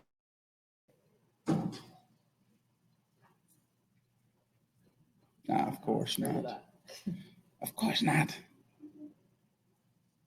I'm just going to grab.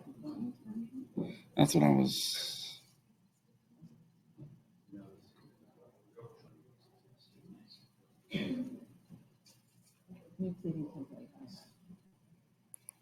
Ah.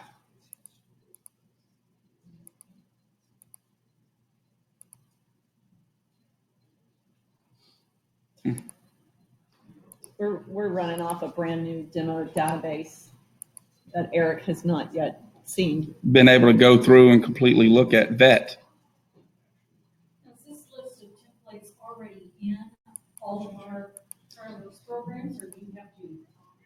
This is just our demo. Yeah, these are just our demos. I'm not sure I had anything in that. So the way that I've got this one set up is that it's asking if P is plural type S for multiple plaintiffs. If there's not multiple plaintiffs, then I can just click OK. So anytime you're doing a template and you see that pop-up box, it's asking a question. And that's where it would bring that stuff in for you. So we have to create all those templates in-house. Yes, ma'am. And that's where I can try to get with the training staff and get you taken care of on the templates. And they'll cover all of this with you. How to set those, where those fields go, how that is all set up and done for you.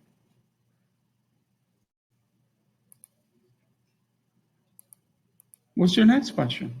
The next one is, when you're doing a letter, like I want to write to two different defense attorneys at the same time. Okay. And I just want to build that, their address block side by side. Can't.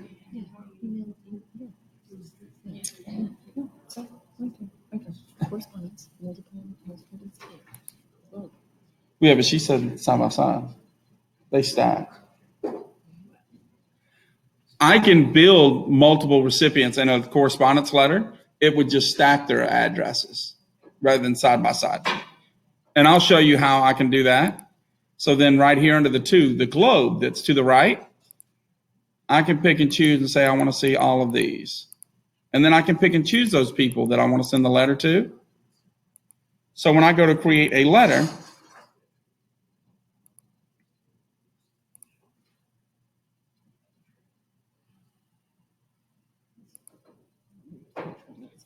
that one's, of course,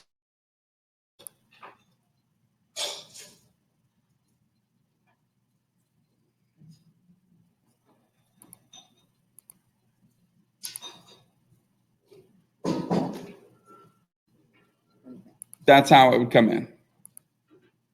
So it stacks them. Correct. It won't do them side by side. So you could build that into a table and one would go to the next. That's what I can do. Yeah. Well, not to have to type the address, but just put your address block that would be in one cell of a table, and then the other would flow into it.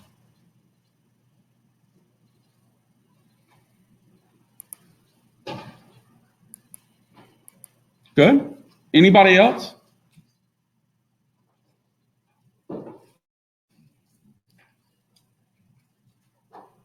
Joyce?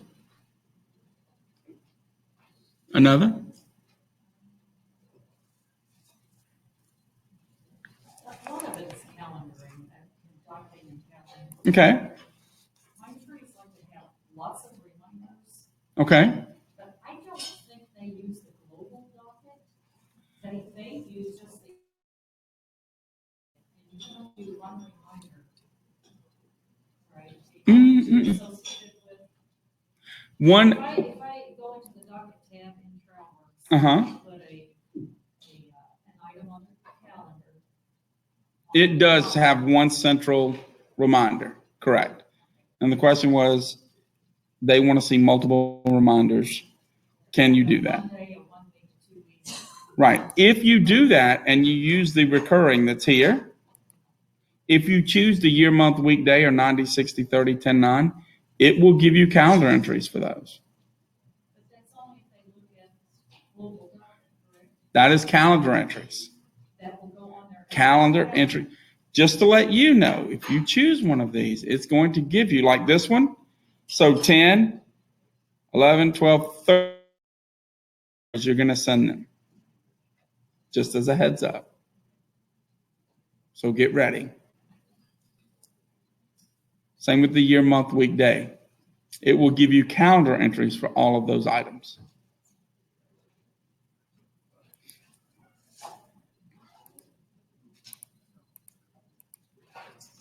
Does that help?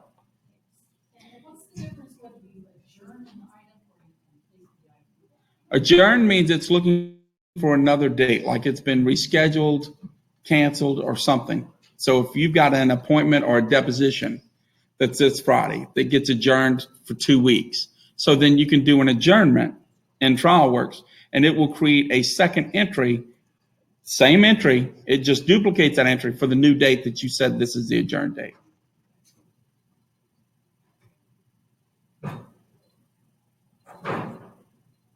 Does it pull it off the calendar where it was originally placed?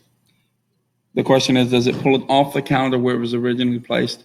No. No. So No. you'll have dual entry. You would have dual entries. Will the one that was adjourned say adjourned? The one that, yes, be adjourned and marked over here with adjourned and the adjourned date.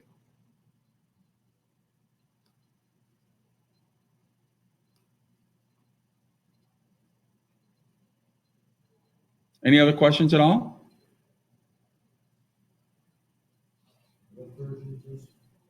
This is version 11, beta 31.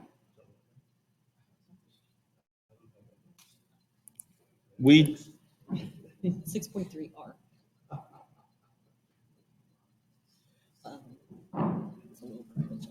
Oh, I was like, I've been around forever and I don't remember that.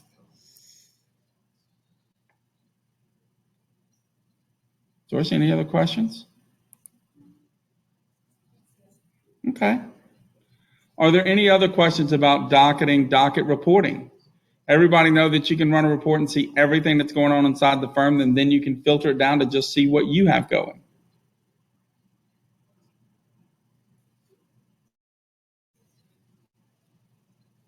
The difference, like you were saying, global docket. When we look at the calendar items here, TrialWorks Today, reminders, and global docket, they are all pulling from our docket entries. The difference between the reminders and global docket is the reminders is showing you everything that's coming up to be due or what is overdue. The global docket, I can actually set a date. So if I'm going to go on my Caribbean cruise for the first 2 weeks of August, I can set August 1st to August 15th, and it's only going to show me what's happening in that date range, rather than showing me everything that's coming up to be due or is overdue.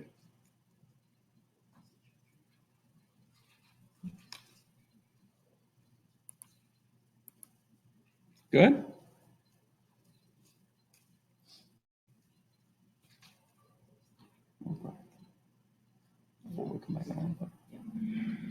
All right, at this time, we're going to break just for a little bit. We're going to come back at 11:30, and that's when we will get into momentum funding.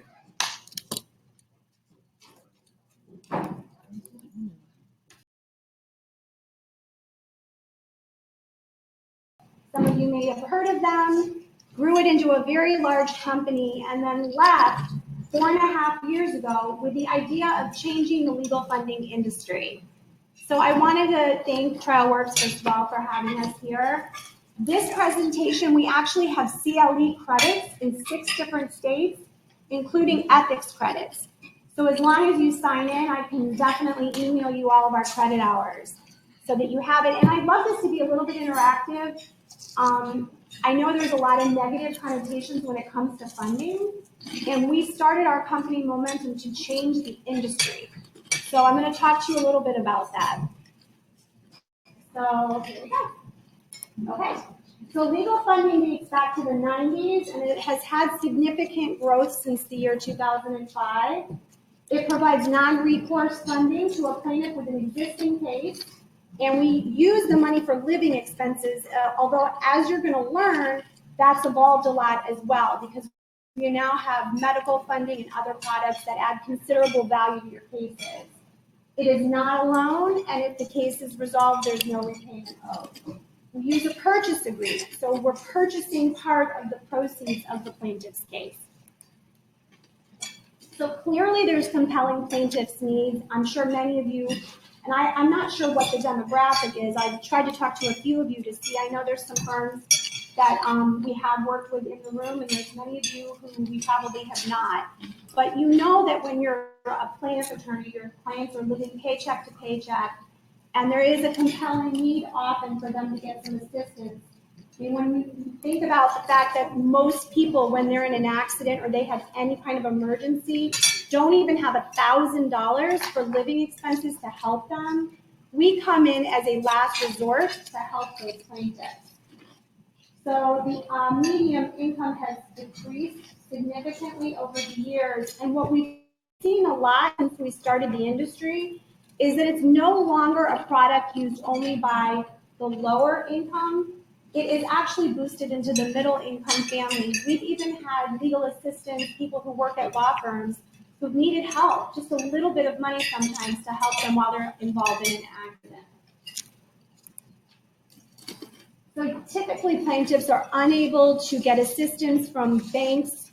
We always want to tell the plaintiff to go somewhere else first. If they have a family member, that's a better option for them, or somewhere they can get the funds. It should not be used to pay their attorneys or legal expenses. The average funding is actually only typically under $5,000.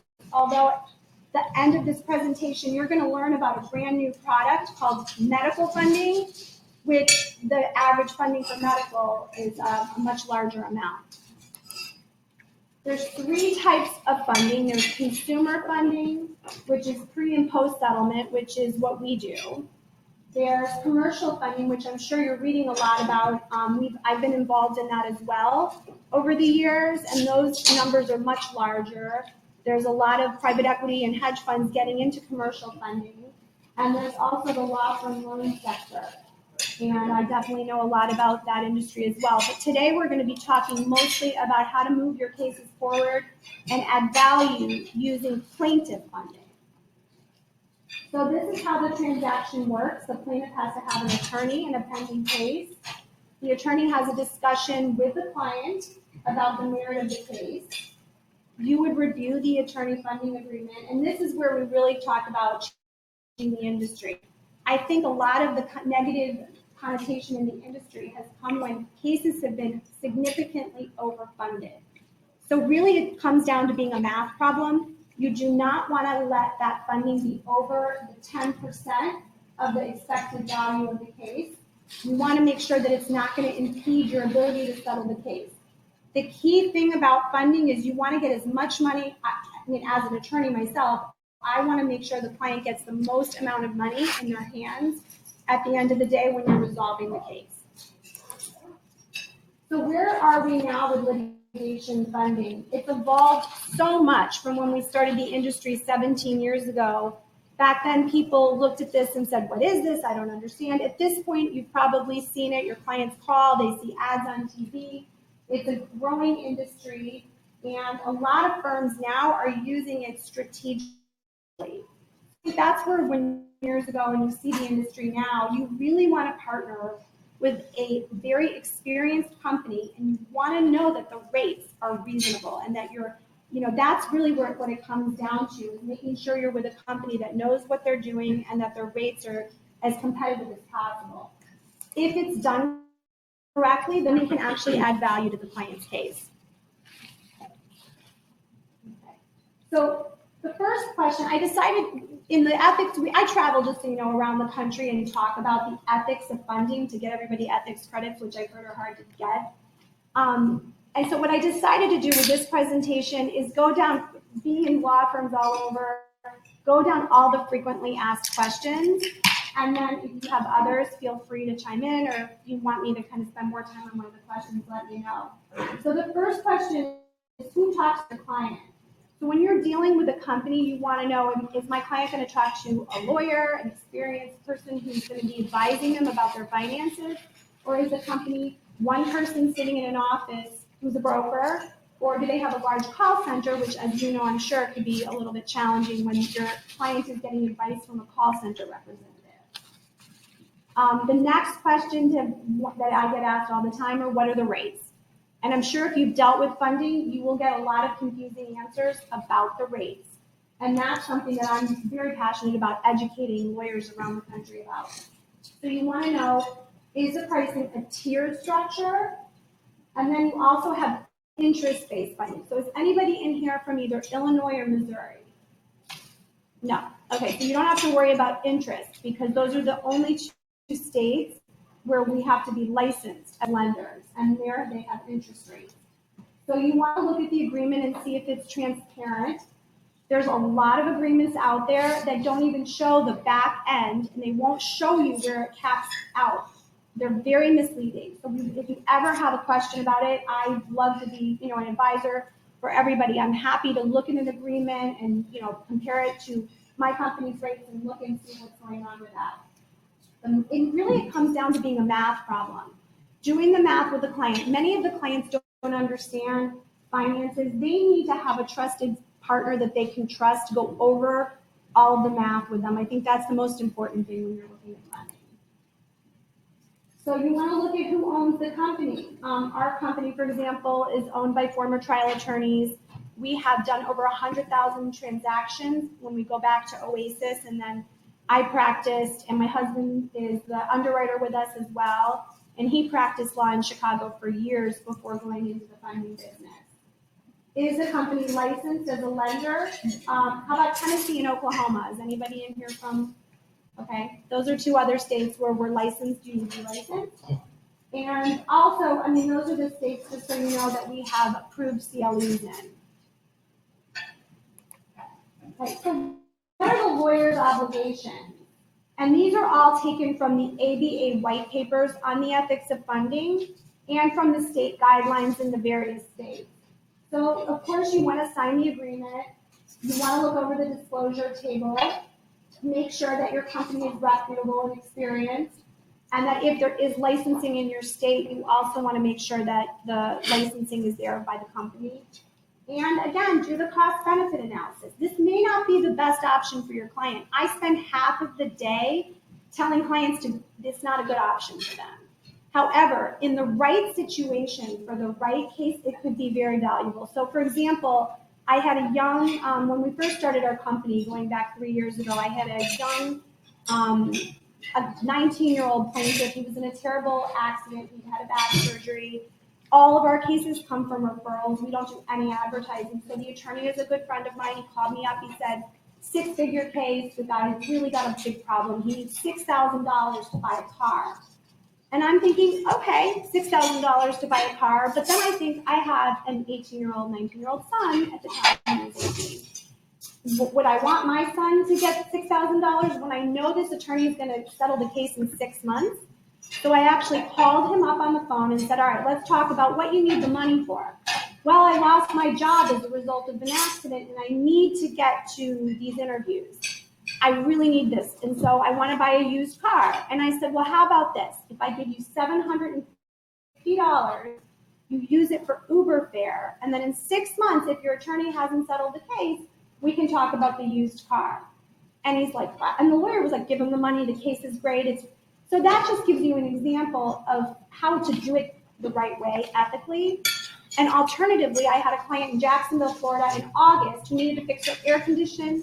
There was a $50,000 policy. She wanted $5,000, which I thought was a little high, but I ended up giving it to her because the reason was so compelling. So it's really important to look at it from the human side of how to help people, but do it the right way. So the attorney really needs to understand the pricing. We talked a little bit about that. Assess the fees. There's often a lot of back-end fees, front-end fees, application fees. So the pricing may look really reasonable on its face, but when you look into the math, you may say, hey, there's a lot of varied expenses in here. Really understanding what that is. A lot of companies, ours included, have delivery fees. So you want to compare those as well. Make sure the pricing is in a disclosure table that is clear. And I cannot stress enough, back end. You always want to know that if the case goes out, where does it cap? I have seen companies, actually owned some of them by lawyers who are practicing law, where they go out and don't show the back end. So I look at agreements all day long to help people.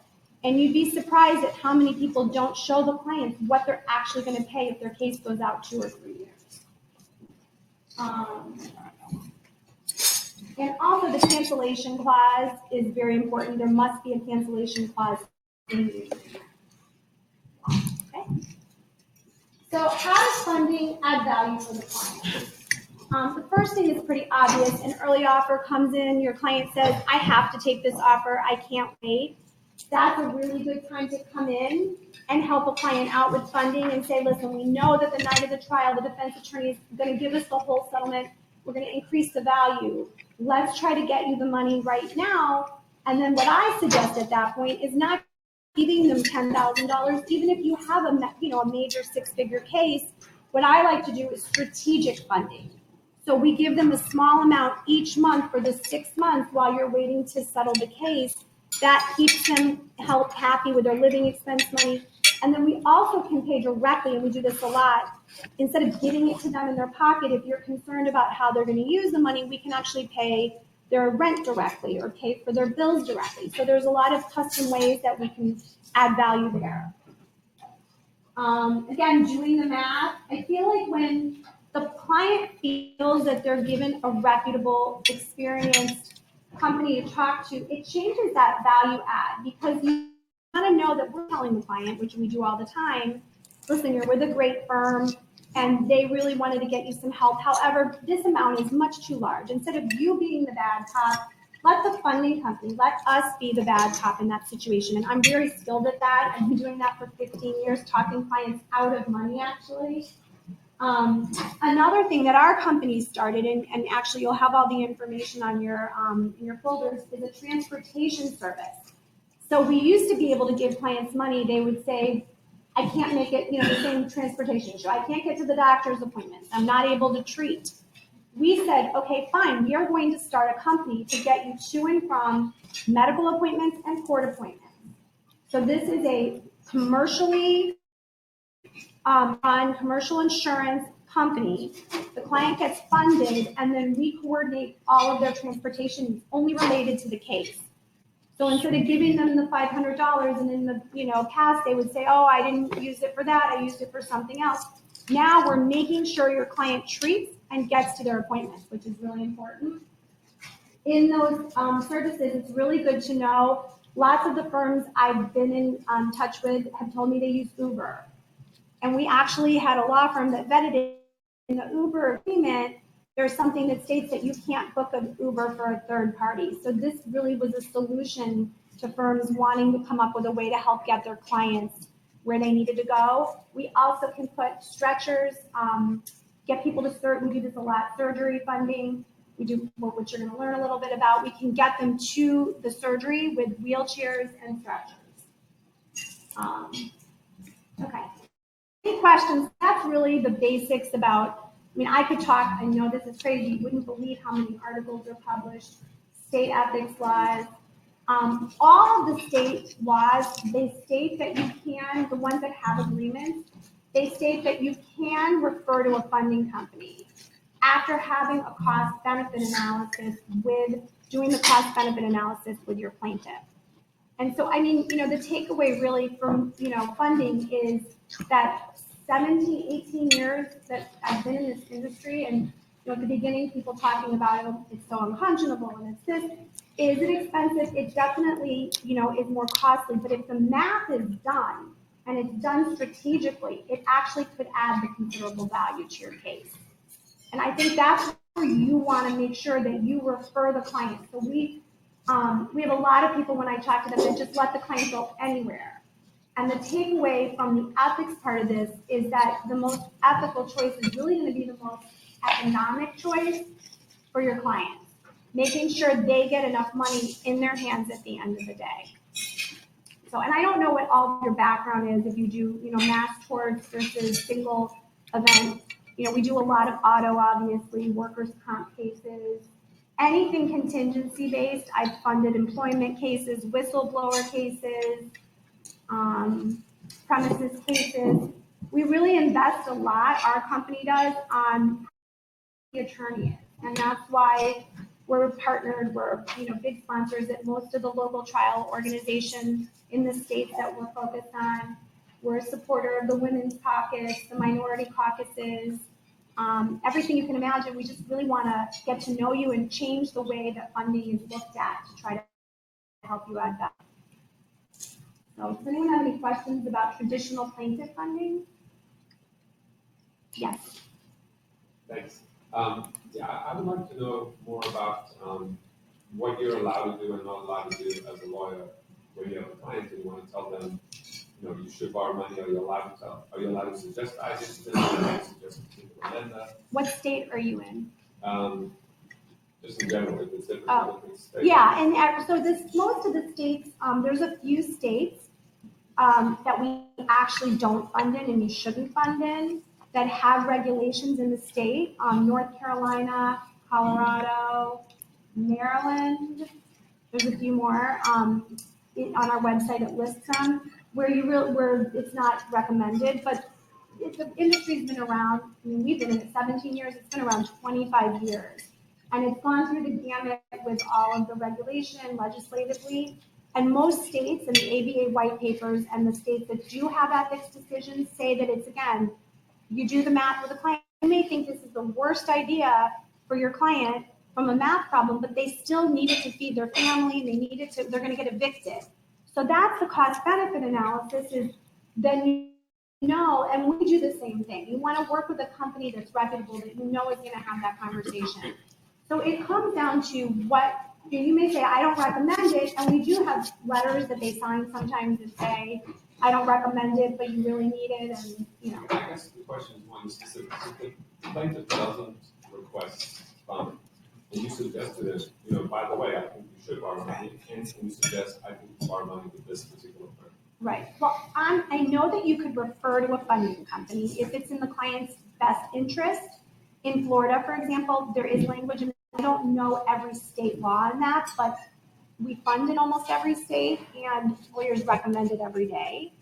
If it makes sense for the client, for their financials, if they're going to take the early offer, and they know in 6 months you're going to get a considerable larger offer, it makes a lot of sense to suggest that as an option.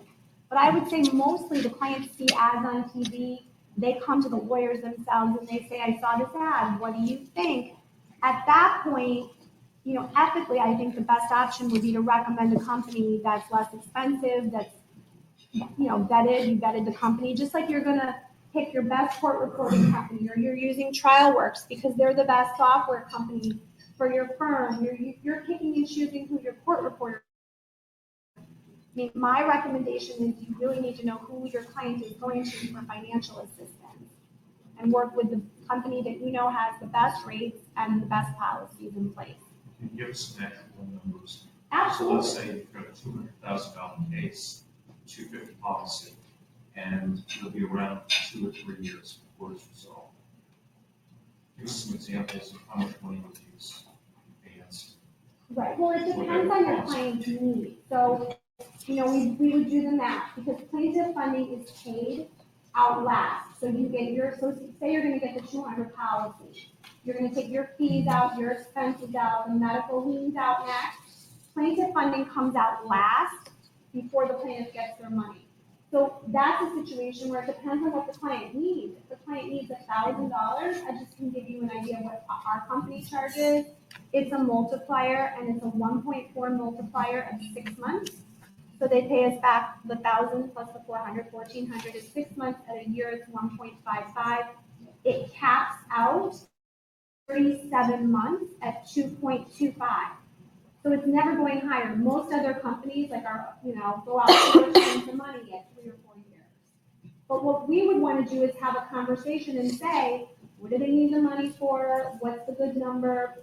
And then do the math. I want to know that they're walking with a nice lump sum in their hands after all funding comes out and all of your fees and expenses come out.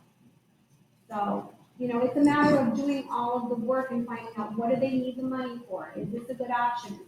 You know, and then when we do that. So using the numbers you gave us, if the case goes out 3 years, it's only $1,000. It would be like $2,250. So, you know, I mean, and again, it's a math problem, and we want to know what the client's using it for. So, any other questions? Now, another thing, just so you know, is with us, because I'm on referral base and friends with most of the attorneys that we get to know around the country, we can actually, if you called me personally, and I cannot speak for other companies, and you said, listen, I know this case is gonna go out a long time, this is a great, they really need this money, can you cap it here? I would customize the pricing for you, so that's standard pricing, but if I knew in advance that it was gonna go out a long time, I would cap it on the early side. But that's me, I don't think a lot of companies would do that, but I'm all about the relationship with you and partnering to make your clients happy and add value to cases. So I may say, I know this is a great law firm, I know that they're gonna do well in the case, the client really needs it, so I'll cap on this, earlier. I would cap it probably earlier than it should. And what happens if the client fires the attorney midway through the relationship? Right, so that's the non-recourse part of it. So what we would try to do is if they go to a new attorney, we would reach out to the new attorney and try to protect our money, but it's non-recourse. So if anything happens to the case, we just write it off. It's, we take a loss. So, and that's, where the risk is. It's, for us, it's very risky. And it's funny because a lot of times people say, I know this case isn't risky. It's a great case, but you can't control plaintiff, right? So you don't know that they're not going to leave and go to another firm. And we funded a comp case where the plaintiff passed away, unfortunately, of unrelated causes, and the case dies with the client.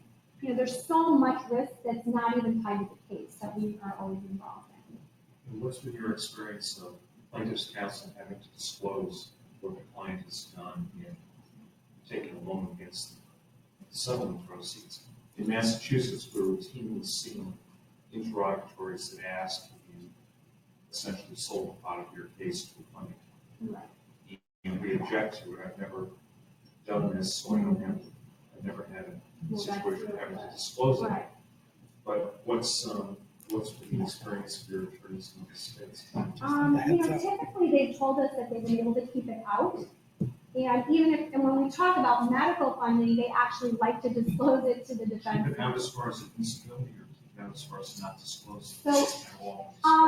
well, it just depends on, and this is another part that I don't like to get too involved in because each attorney wants to strategize their own way. So I always say, we haven't, just so you know, 17 years of doing this, I haven't been subpoenaed to come in to talk about it. So I feel that, it is a service that's offered, but how it's handled from your legal case or anyone else's legal case, I don't know. It depends on the individual attorney and how they want to bring it in or not bring it in. I always say I'm a lawyer, but I'm not lawyering your case. And when you hear about medical funding, you're going to hear me talk about not being the doctor either, but being this neutral bridge in between the doctor, the lawyer, and the plaintiff. So I don't know if I necessarily answered that, but I try to not get involved in that, and I don't really, we haven't had anything coming back. I've been in it for so long, but I don't hear anything about problems with it. So, do any of you have any experiences with that you could share, or whether it comes in or? Okay. All right. So we can talk about medical funding. This is something, and you're going to see, I'm very excited about because being in funding for 17 years and finally finding another way to use funding to assist your clients in situations has been really valuable and exciting. So after we launched Momentum about 3 years ago, we left our other company 4.5 years ago. We were in a law firm. And they said, great, we'll use you for plaintiff funding, no brainer, you're less expensive, you've been in this business a long time. Can you help us? And I said, in what way? They said, well, we have a medical bill. So we have a doctor, this is actually a doctor in South Florida, who is going to do the surgery on an LOP. And this is a back surgery, but it's a fusion. And in order to get the fusion, the doctor has to do the surgery in the hospital. The tenant hospital, they refuse to do this on a lien. My client has no insurance. Is there something you could do to help?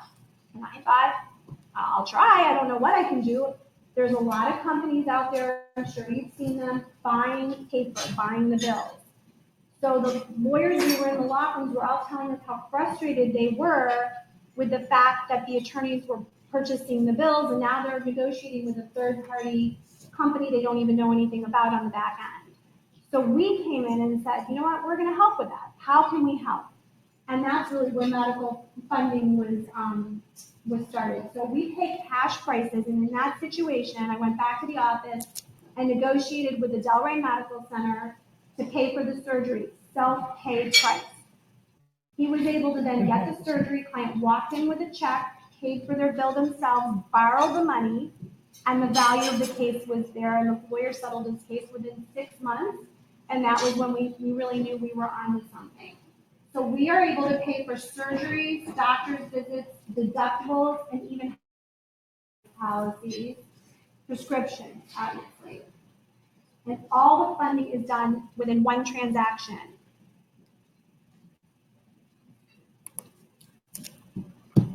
Okay, so medical funding it's actually simple, although people ask a lot of questions about it. But the guidelines for funding is that it is done as a plaintiff funding or a loan in the states where it is a loan. But look, this is not used for every case, because if your client has health insurance, you probably want them to go through the health insurance. We feel like that's, the best option. But this is for doctors and medical centers that either won't do it on a lien, client has no insurance, and what we would look at is everything we're going to look at for plaintiff funding. What's the liability on the case? Who's the insurance company? What are the limits? And what are the other outstanding medical liens? Because it comes down to an actual math problem. Momentum or the company would get paid out of the proceeds case at the end. And what are the benefits? So the client obviously is now able to treat. And one thing that's really exciting about this is that when I've been in law firms, they said, well, which doctors have you done medical funding with? And I've mentioned some names of orthopedic surgeons who call us out of the blue and say, I've never treated an injured client. However, if I'm just going to be paid cash up front, I'm definitely involved. Like, I want to do this to help them. I just haven't wanted to deal with LOPs and back end problems. So if you're able to just do a self-pay price for us, I'm 100% in. And so the clients, so the lawyers will say to me, wait, that's a doctor I would go to. When I told them the knee surgeon who we paid a cash price to, the lawyer was blown away, and it made me feel really good. I'm thinking, why shouldn't your injured clients go to the same doctors that we would go to if we were injured? So that it frees up your time and your staff's time, because our company will do all the work on the medical funding. We negotiate everything up front, so you now have a transparent price, and the payment is issued directly to the medical facility. Yes. Is the payment non-recourse? Like if they have the surgery, the case tanks, they don't owe back any money. Exactly. It's exactly as our plaintiff funding product. It's the same product. We actually we charge a little bit differently for it, but it is non-recourse. So the risk is pretty high. So we want to know that the cases can hold them. And ethically, have these arrangements been vetted by because I know in Florida, I don't know anywhere else. Are you from Florida? Yeah. Oh, that's where we're based. I know a lot about Florida stuff. Okay. Yeah. So the lawyer's not permitted to advance client funds for. Right. So is this okay to do? So this model was actually created it started in Florida by the top FJA trial lawyers, the Board of Governors. They're the ones that came up with this as a solution to all the problems that they saw in their practice with the people buying the bills. And there's so much out there in their case law now. I know Florida case law especially, the doctors are being dragged into court, and we're going to talk a little bit about that. Doctor, what's your relationship with the attorney? So the referral relationship has become such a problem in Florida that this is the ethical response to that model. And there's a guy named, where are you from in Florida? Okay, so there's a guy in Florida, Jeff Rothwell. You may have heard of him. He defends doctors in the Tampa, Orlando area and all over the state. And he also has helped us, and we're going to talk about it. We actually put a medical addendum into the agreement that the client signs that makes it even more by the book, where even if it's brought in, the defense attorney is not going to want to disclose it because we put a lot of blocks in your client needs to just get medical treatment to get to their pre-existing level of health, and they understand that the money's coming out. So, Your Honor, my client needs them, surgery so badly they borrow the money in order to get, better and have surgery. So. Is that admissible? Like, Well, it's funny, I'll probably be able to tell you more. We've been doing the model for almost 2 years now, and so it's just starting to come up where it's being, the people are starting to say, what is this? Because they're seeing it enough. And we feel that with this addendum that was added, even if it is admissible, they want it to come out, it's not a bad fact for your case. I mean, it was such a, your client needs the money so badly, they didn't have health insurance. What were they supposed to do? They borrow the money.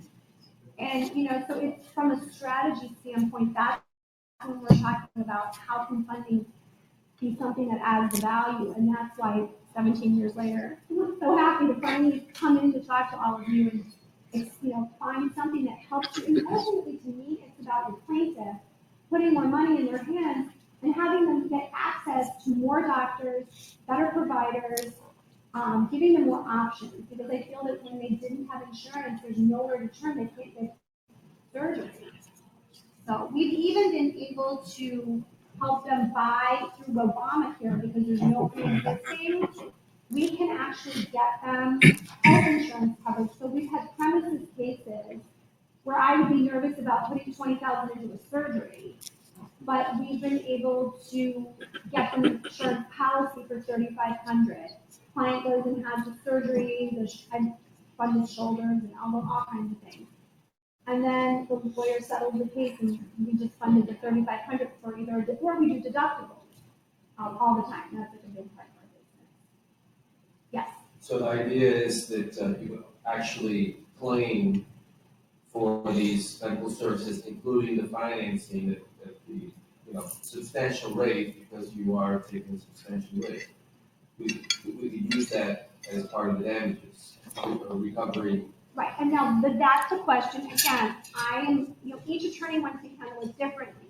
So with our medical funding product, there have been attorneys on, pre-suit that want to submit the big bill. And so they'll get the retail bill to submit in their demand packet. Other attorneys want to show the zero bill because they want to say, look, my client needed the money when the insurance company calls. And I have lawyers that I can actually, if you want to get recommendations, I can have you talk to some attorneys who've used this a lot and find value in it. So they'll say, oh, my client, needed this money so badly, they had to borrow it. Why is the bill zero? They borrowed it. The policy's offered the same day they tell the insurance company that. So it just, it's really your call and your state how you want to submit the information. And I have lawyers who've done it all different ways, and it's strategic how they want to, and I can actually put you in touch with some of them if you would like to talk to them. But these are great questions. So the benefits of medical funding, and we've addressed some of those, is that it avoids the defense attorneys taking your great case and making it all about your big bill. And we hear that all over. I'm not sure if that's your experience, and we've done a lot now in Florida, Georgia, Louisiana, Texas, Illinois, and I keep hearing that, yeah, I had a perfect case, and all they did is attack the doctor and attack the bill. So this model is a benefit. This is a benefit for that. It eliminates the bias from your case. The doctor's testimony is considered objective because the doctor is paid up front. It strengthens your case because your client had to, borrow the money to pay for the treatment. Your bill is not going to be inflated. We talked about that with a third-party finance company coming in and getting involved. And we educate your plaintiff about their surgery price. And that's something that I didn't really expect, but that's really been beneficial. Is a lot of times the clients don't understand if there's an LOP, they don't know what that surgery costs until they see the closing statement. So with this, they're getting educated up front, and so when they see your closing statement, they know exactly what they're paying for their surgery.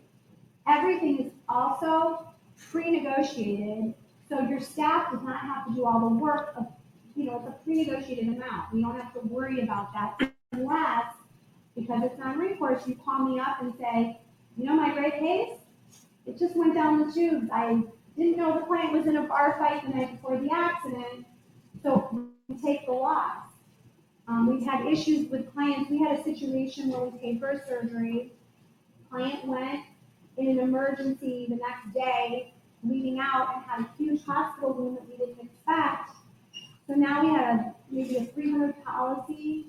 We had a $20,000 surgery, and now I have this $100,000 medical bill, and the case is upside down. And the attorney calls me and starts yelling at me on the phone because he's expecting me to fight back, us to fight back and say, and I'm like, listen, I have to take a loss. I mean, it happened.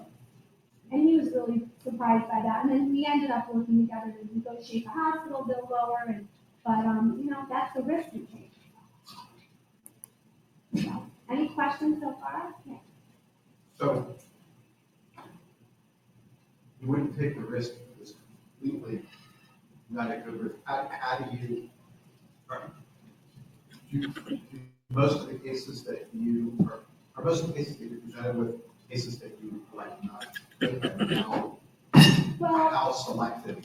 Yeah, and that's a great question. So all of our cases, we don't advertise at all. Our company, we're all this is what we do. It's just meet people, and so it's all referral based. So because of that, most of the cases we look at, the lawyers know we're looking for clear liability, and we're working together on the right cases. We do get some referrals from brokers or other people on different cases, and we're going to talk to the attorneys. We invest a lot in who the lawyer is. So we obviously want to know that it's somebody that if they need to try the case, they try the case. With the lawyers, that's why we're aligned with the best organizations in the country, because that's part of what we do. Luckily it's nice that we are able to keep it a referral business. I really don't want to market to your plaintiffs. That's what we did with Oasis. That's one of the reasons that we left. Because we really believe that we want to partner with firms to add value to the cases, not market consciously plaintiffs to get money. That's not, for me personally as a lawyer, it's just not something. Is there a minimum value of damages that you kind of think is appropriate for the medical? Yeah. We've worked with some big national back surgery centers, and we've negotiated self-pay rates. So we have really good rates for these surgery centers on the 22.5 rate for an all-in, either a laminectomy, a coronotomy, back surgery. A fusion is 31.5, anesthesia facility doctor. So that's just an example. So on a surgery like that, we need at least 150 policy. So again, it becomes a math problem. If the surgery is a $40,000 or $50,000 surgery, it's all math. I sit and we just say, what is the low value of the case? What are your fees? We do it all in just 5 minutes, but we're going to know that usually we need a bigger policy. And are they permitted to choose their view? Yeah. Who they go to first? Absolutely. We do have relationships with some doctors just because lawyers have said to us, hey, this is the doctor we use for this surgery. Can you get a standard price list from this doctor? So, and a lot of them in Florida, actually. St. Louis, we have some. But typically, I like the neutrality of it. I don't want to have, we're the neutral. Actually, we can go to the next one. So, that's kind of the idea is we just want to have that neutral bridge between you, your client, and the medical facility. We want to add that level of being a financial resource in the middle of it. Does that answer your question? So the insurance company and defense attorneys, I'll go back to sorry, that one. Use the LOP to, for a buddy-buddy relationship. There's actually a case law in Florida. Have you read the case law in Florida? My Florida lawyers about this. There's some pretty significant cases out there about doctors being able to show referral relationships, and our model really comes in and other elements to take that relationship out.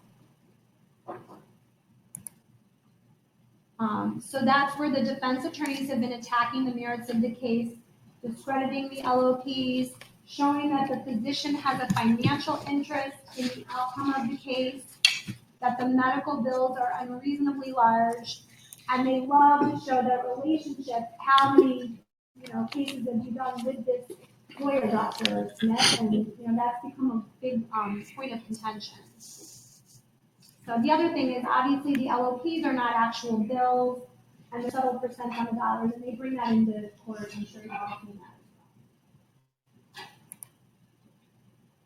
So we talk a lot about reasonableness of medical bills, and when you look at the ethics of it, I feel really very strongly about the bill being reasonable, and that the defense attorneys are attacking the bills. And so this platform is really about that word reasonable, is to be able to come up with reasonable bills. So what I do is I'll be the neutral party. Our company will negotiate the price.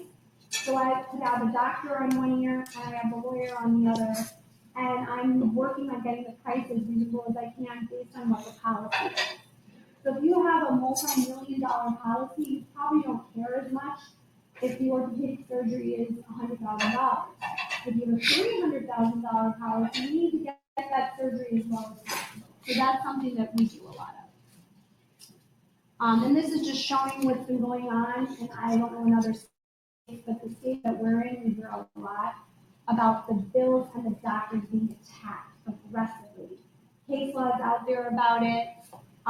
They want to know what the physician settles their LOPs for, and the focus becomes of a quality of the case is no longer on clear liability. Again, they're taking your great case and they're making it all about your high bills. This is the transaction that we talked about, adding the neutrality. So Momentum's in the middle, negotiating all of that. And I think that's it. I mean, I can really, I know there's so much, I could talk about this forever, but, I'd rather answer questions of something you've seen, because there might be states or issues in other states that I don't know a lot about. But this just gives you some ideas of the options of, how we can help. Plastic surgery is a big part of medical funding. Most plastic surgeons refuse to be involved with LOPs. They want cash up front. Negligence, do any of you have any negligent security cases? So I don't know if you're familiar with like Farmer Jackie out of Florida, but we were in a presentation with them. They got a $2 million verdict on a negligent security case where a guy was walking out of a bar, was attacked, couldn't get medical treatment, he had no insurance, had scars all over his face, all kinds of problems. They were able to get a $2 million verdict. They told me after hearing about the medical model that if they had been able to get his scars revised and send him to a dentist to fix his teeth, they would have actually had medical bills, and the $2 million verdict could have been double what it was. So there is the perfect example of kind of thinking outside of the box to use medical funding to really add value to your cases. We do a lot of that, whether it's a deductible or the plastic surgeon. We've been paying lately for stem cells. Certain doctors have been doing a lot of the stem cell work. They did pass a Daubert hearing, and so we looked into it, and we were working with some really reputable groups, and it's added a lot of value to cases. We also use our concierge transportation service to get your clients help. So an example of this is really creative for me. We had an attorney in Florida, client was injured in Florida, and he was living in Billings, Montana, and he could not get access to medical care. 8 months he hadn't been able to treat, he needed surgery. So what we did is we flew him down to Florida, picked him up in the ride service. We were able to get him over to a really good medical top-trained neurosurgeon. He had surgery. We paid for home health care. We did all the work. The law firm did nothing. Our company coordinated a little bit with the paralegals, but we really did the work. There was a zero offer on the case. After the client had this done, I think we paid $40,000 all in for everything.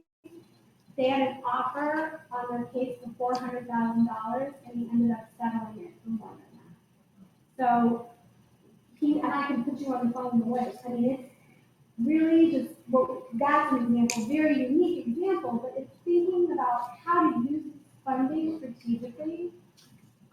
Another really creative idea is we had an attorney who had a big case, wrongful death, and needed a life care planner and didn't want it to be their expert.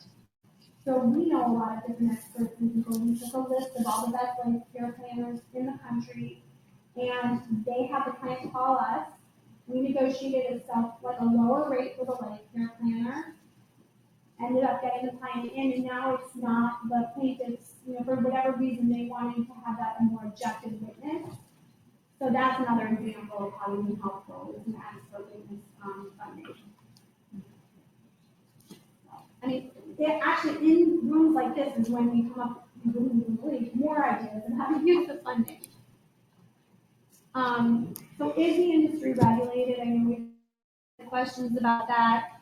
There is definitely a lot out there. I could talk again for hours on the white papers and the different law review articles. We've actually been on panels at the University of Miami on legal funding and the ethics of it from both a commercial standpoint and a consumer part. I feel like we've evolved a lot. Just the fact that there's more companies out there that it can drive the pricing to be more competitive is exciting. And that's it. You guys missed the whole thing. Yeah. Thank you so much. I use you guys successfully. I just have a question. So I have an understanding. In Connecticut, the cost of the medical bills as a detailed value charged by the doctor is submitted in evidence for the jury. So that number is important to us. Here afterwards, reductions sometimes less change. So my question in this case, what is that bill going to look like? Is the doctor going to charge, say, using your example, retail value of a fusion is $100,000. Then it's then that bill's going to say $32,000 paid by Momentum, and then balance zero, balance 70,000. Right. You're going to take it like an insurance bill where it says paid, and they say right off. It's going to depend on actually the medical provider and how they're going to be comfortable writing up their bill. Okay. And that's definitely something that is sort of on a one-by-one individual basis. So we do have, like, in the companies I've worked with, there is, we can get retail bills, but certain sign centers, if we pay, they just give us a zero balance bill. I guess it's more, what's that top line? Right, but then I guess you. Is that top line 100, adjusted down to 31, paid 31? What would you want it to be? I want it to be top line 100,000, except for 32 payment. So I feel like it's transparent, right? Yeah. So, I mean, that's what I love about the model, is it's ethical, it's transparent. We can write it up however you want. We could submit the Momentum, purchase agreement with the bill, everything. I mean, to me, it is what it is. I mean, Oklahoma has a statute, paid versus incurred, where they can only show exactly what was paid. So it just depends on how you want it, and then we would work with the medical provider. We do a lot of that we'll customize the bill to show what was done to make it, it just depends on the situation. So we can add the, coding in for what that amount was retail and submit that. It's just really up to how the medical provider and the lawyer want us to work together to get that bill to work. So now you pay $31,000 to negotiate down. What are you charging the client? You're charging 31 and running interest on 31.5. Right. So it's the client borrowing the money, it's plaintiff money. So like, for example, with the 22,000, because I know the exact numbers, with the spine institute that I end up doing the work with, at 6 months, the client owes us, it's 1.4 times the money. So the $22,000 self-pay price is 31.5 at 6 months and 33,500 at a year. So it's just, it's the same model, although we always cap it with medical funding at 2. I don't want it running, the $30,000 surgery, and that's going out 3 years, 2.5 years. And so we really want to look at when the case is going to resolve as well. That's what we evaluate all of that in the assessment of how we're funding. So we want to know that the client, everything, the doctor's out. So now you get paid, your expenses come out, we come out the principal part of the medical bill, and then the remainder is the plaintiff's funding. We just want to know that the client will get money in their pocket and be happy at the end of the case. I know you have a program about client transportation. Can you talk a little bit about that and how it works? Sure. Actually, a couple just logistical things, but Chelsea's gonna. Did you guys all sign in? Did everybody sign in? Because we'll give you your credits. But okay, you need to sign. So, and then we want your business cards too, because we're giving away an Echo Dot. We're really appreciative of you all listening today. But this is in your folders. You have a few things. This is our transportation service. And this is not for one visit, although in here you're going to see there's a little purple folder. I'm happy. I paid for someone's surgery the other day, and I just got them to and from. I'll get them to the doctor if they need to. There's a free ride in here plus 10% off for the funding. And then this card, 855U Ride, is our transportation service. It's good for somebody who needs to get to and from therapy or to and from appointments but does not have transportation. It's a commercially insured ride service. It depends on where they're going and how far the distance is. We quote it out to them so they know what it is. It depends, it's all over the country, so we can get anywhere. But what we do is fund in increments of $500, and then we draw out of the $500. And if they don't use the whole amount, the company that we work with, we refund them the money. And then you just pay us exactly as plaintiff funding at the end of the case. It's just a service, it's for us, it's just another thing strategically to kind of help out. Getting them to their treatment is important to you, so it's important to us.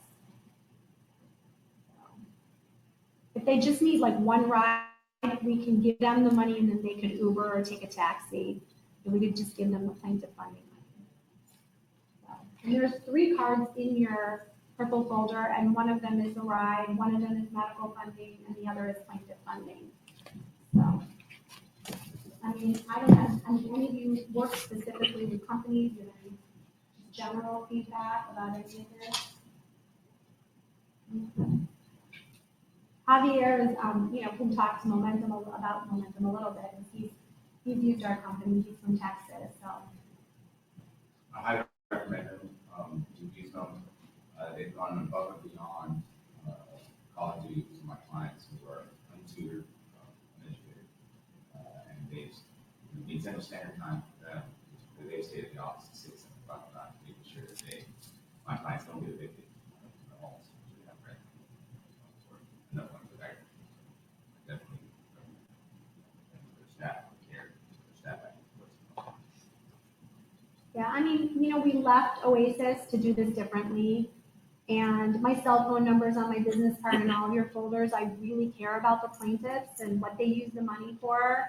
I answer the phones at night and talk to the plaintiffs and, try to get their experience. And I really care. The other thing I actually get a lot of is referrals. So for firms that we work with, obviously we love to take you to dinner, do lunches and all that, but if I could give you cases, that's a better thing. So make sure you sign up, give us your information, because for some crazy reason, I get a lot of cases. What we get is, because we've been in the business for 17 years and have friends, trial lawyer friends all over, often they'll get a case that they have to file suit on in another state, and they want us to introduce them to the best lawyer in that state.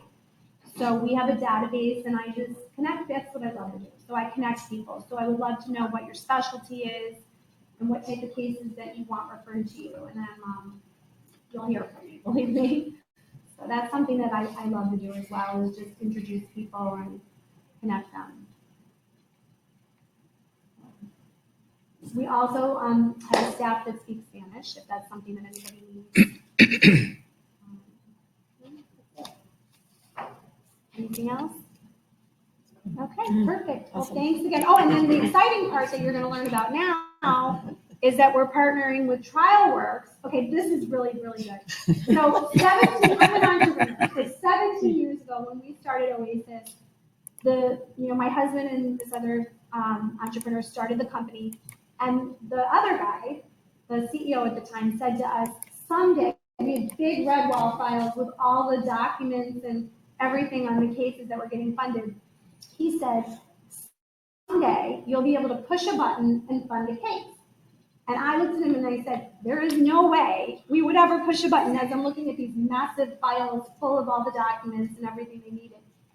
And sure enough, now with our company, we have everything is automated. So we have a really good software program. We push a button in our office and we can get money to a client in 2 hours. Western Union, e-checks, debit cards, you name it. Like, that is a miracle to me that we're able to do this now. And recently we partnered with TrialWorks, and this is, to me, even more exciting, that technically you'll be able to push a button and actually fund the case. So they're going to speak to that a little bit. They're going to put a button on the TrialWorks where you can push the application through to us with your client's information. So again, miracles happen, and I'm really excited about that. As we are also. And we're not going to. We did. They have it. It's here. Know, so here in the current case is finance and. Look at that. That's unbelievable.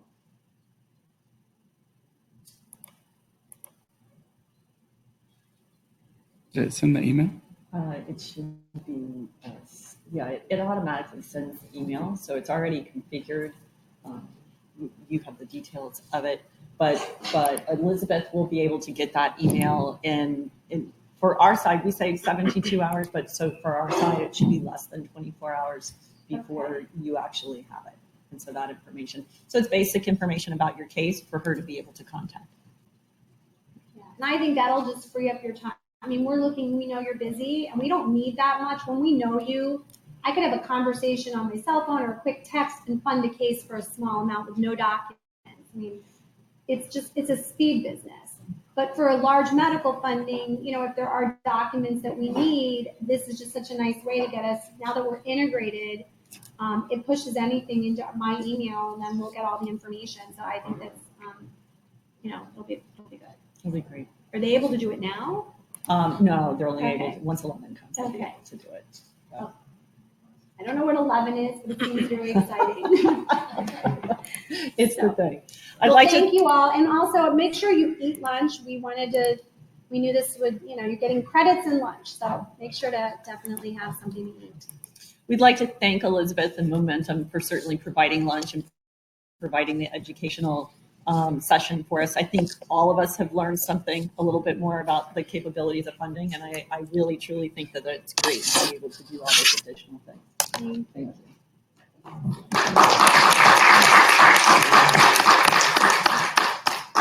And now back to your regularly scheduled programming. So in talking about the momentum funding and the button, the finance and funding, a couple of things that need to be set up is your firm name, your firm address, and those things in your global settings.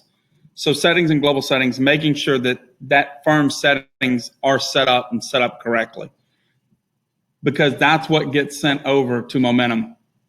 Also having your plaintiff's information or plaintiff's name all in the clients tab, making sure that's fully filled out.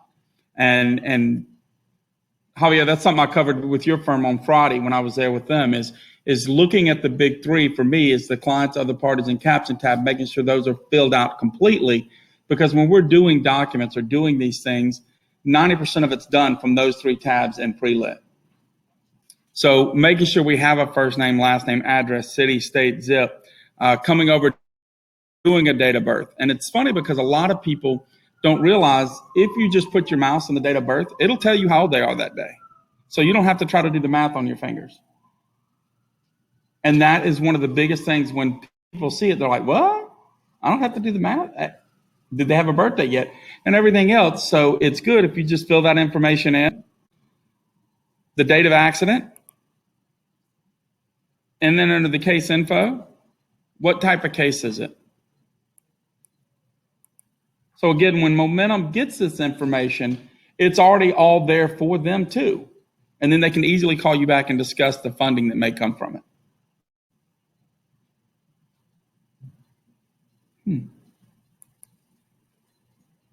Good? Does anybody have any questions on the TrialWorks end for these items?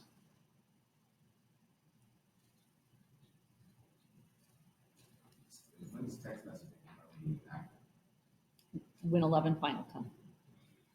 A couple weeks. But only when it's final. Yeah. Good? Any other questions at all? You want to take a break till 1 and then we'll get into the app?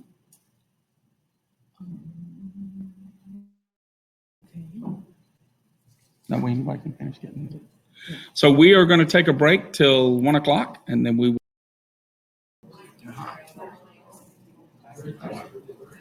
We'd like to continue on and show everyone what our new app is going to look like for TrialWorks.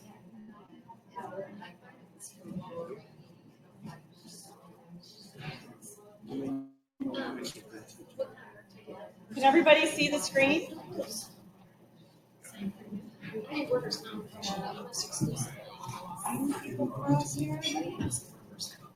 So what we're going to try to do is we're using our laptop camera to be able to show our online folks what the app is going to look like. So with the release of TrialWorks version 11, we have a full brand new iOS and Android app. The functionality for both of those platforms will be the same. In the past, some of you who have had the Android app were a little bit behind our iOS Apple app, so now they're going to be equal.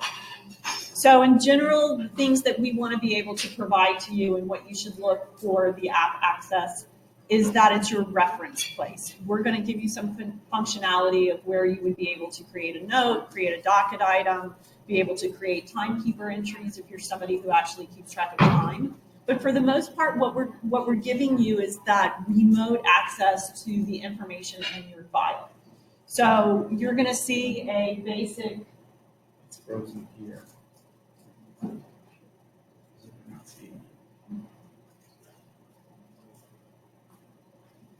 For those of you that are online, you might be a little bit delayed.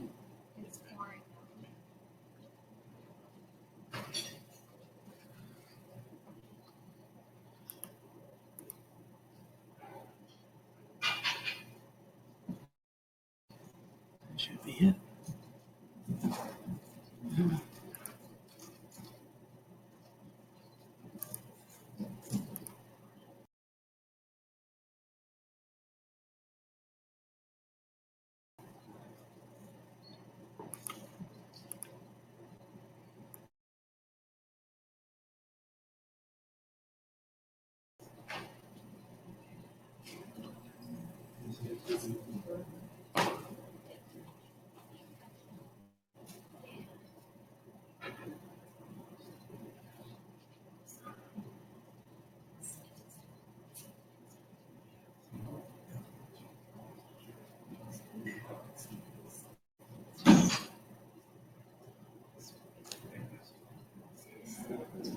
Okay, so we're back live again. So for everyone, you can provide access through the security module of TrialWorks. You can decide who it is that's going to have remote access to the app. They are given their username and password, so it's going to be the same username as what they log in to their desktop. You can make their password into the app different. So you can either provide them with what that's going to be, or they can actually request to change their password and you can have it updated. So from the home screen, you see that we have our current list of cases. And so this would just be a alphabetical listing. There's several different options in sort. And you'll notice that you have this yellow button down at the bottom right. And if we click that, it gives us the ability to filter our case list just like you would filter your case list in TrialWorks. So if you wanted to be able to only filter cases for yourself, you see you have attorney support. If I, for any reason, maybe today I'm only interested in being able to look at my under consideration cases, I would have those same kind of options that you have now to be able to filter your case list in active TrialWorks. So when you wanted to go into a case, you just actually touch into that case, and the first thing that's going to come up is going to be a list of all of the actual files in that case. You'll notice across the top, we have tabs. So just like you do in TrialWorks, if you are interested in only looking at the medical records for this case, you just click on medical, and now it's going to be limited to those specific documents. So for every case, certainly we know now we have the option of being able to turn on tabs through add and remove tabs by case, by liability, or by a specific reference. So when you look at the app, the tabs that you see that run across the top will only be the document tabs that there are actually documents in that case. So no longer would you just go to something that would be a blank tab. So that's going to help you filter a little bit. So no matter where you go, you're going to have that little filter button that's going to be at the bottom. And so depending on which screen you're on is going to be whatever those filter options. So say you were looking for a date range, you would be able to have that option to go through and choose the date range of the documents that you wanted to look for. Certainly, we would all presume that something most recent would be what you're going to be looking for. So by default, the tabs will be sorted in date descending order. Kind of be able to help you with that a little bit. You notice across the bottom, you see files is highlighted in green. And so these are the other assuming quick functions that you would want to get to. So for instance, I just sat and made a note for myself for Steve Schaefer to contact him. So I actually went to the docket tab and chose to click the plus sign and created a new docket entry.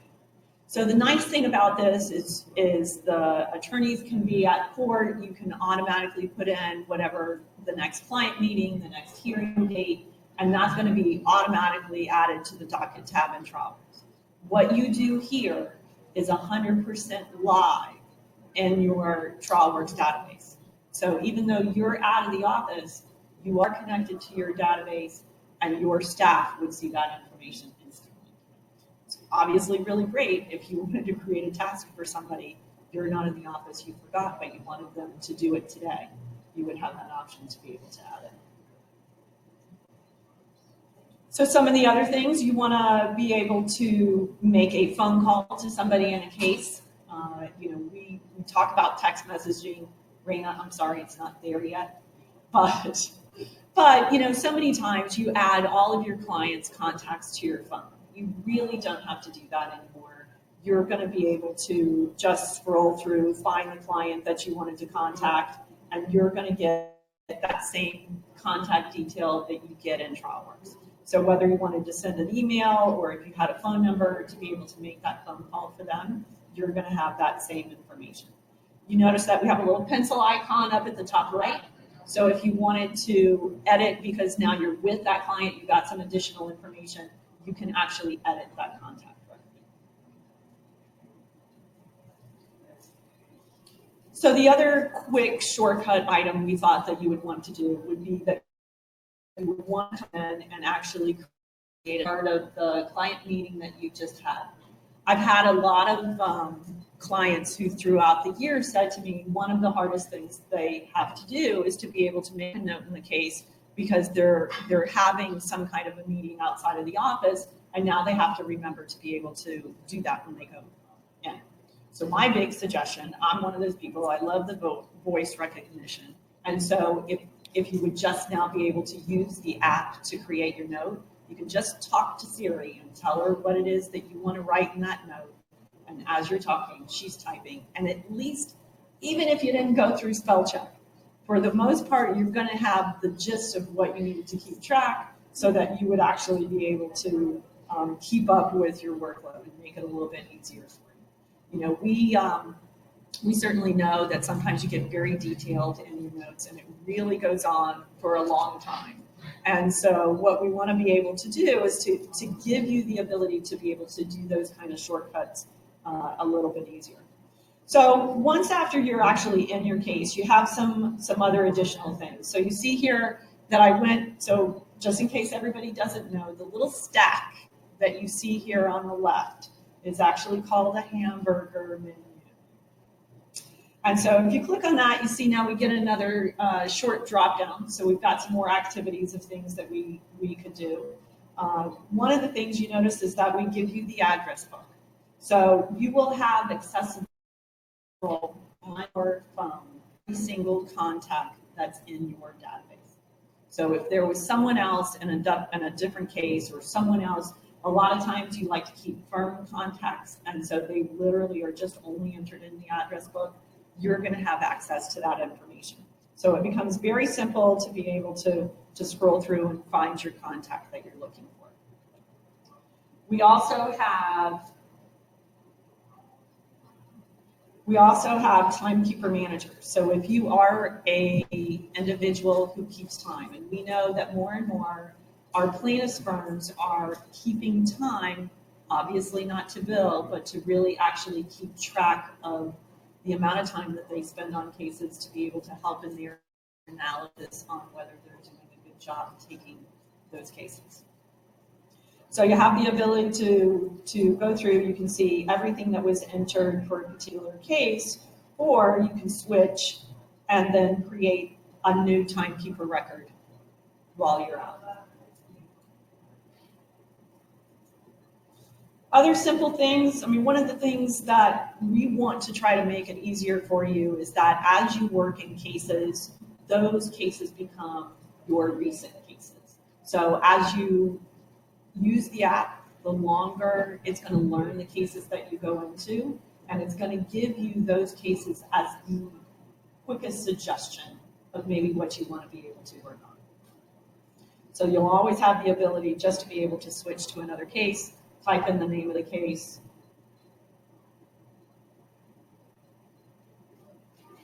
or look at your recent list.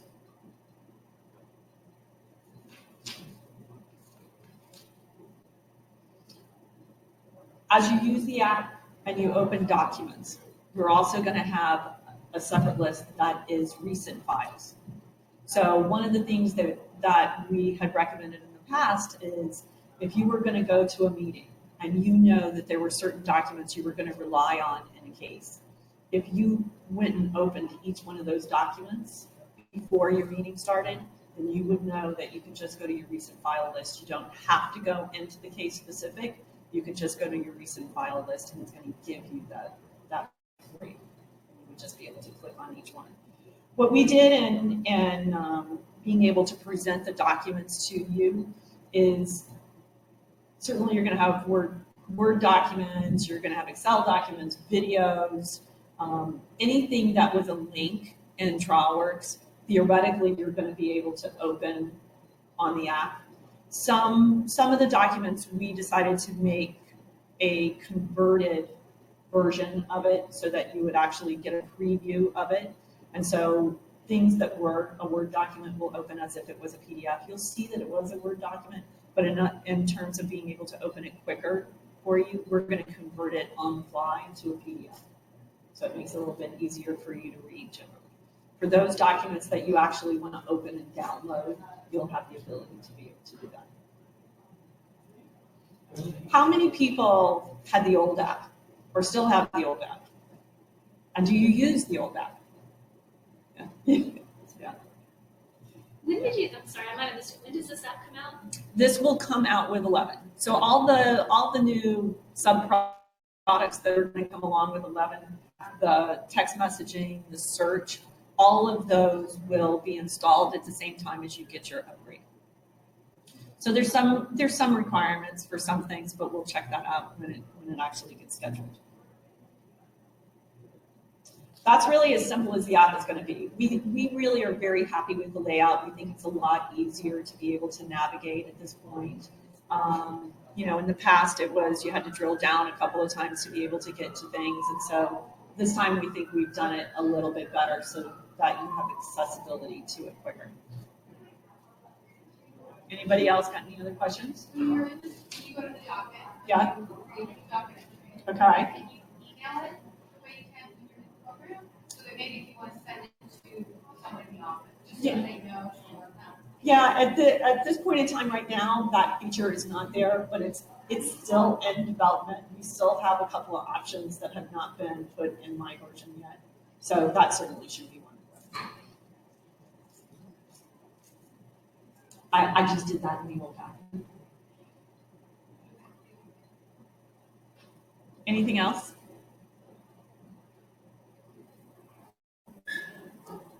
So do you think that you would give access to the app to everyone in the office, or do you think that most of you are going to go through and limit it to strictly to attorneys, or how do you think you would deploy it?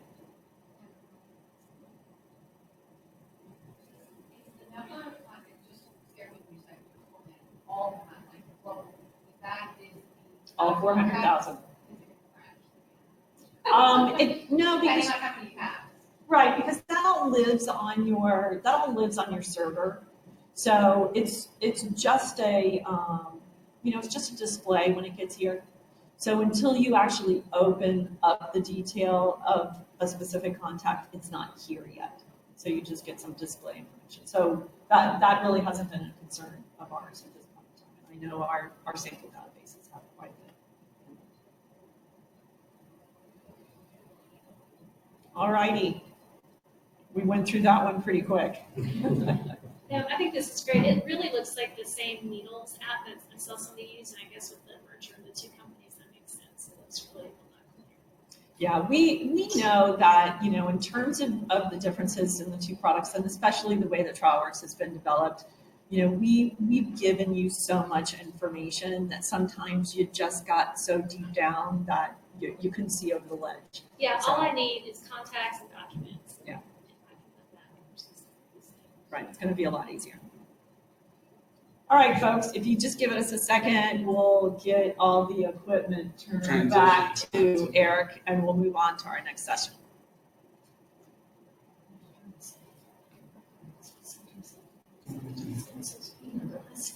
Just so that everybody, I said at the beginning of the session here, it is going to be both Android and iOS.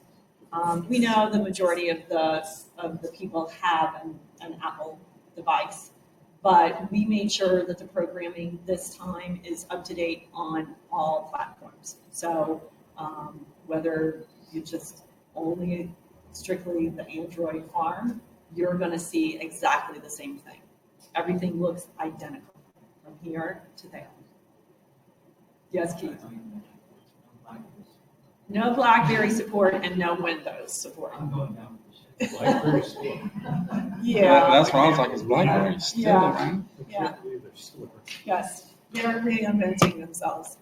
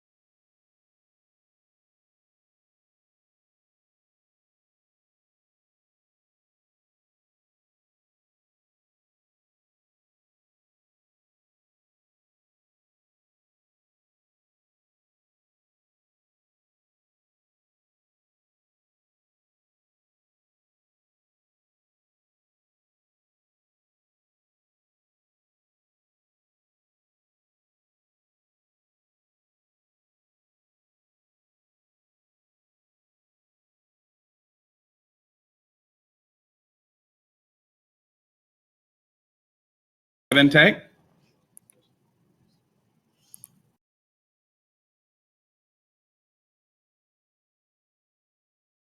Intake for your firm via the web. So you're not having to have someone, if you get a phone call, you can go out on site and actually do a web intake.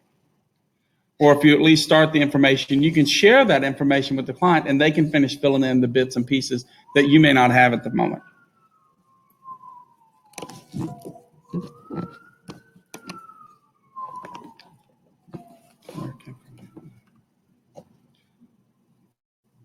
So when you start with a new web intake, you'll be able to start entering the basic information, who it's assigned to, liability, the status and substatus.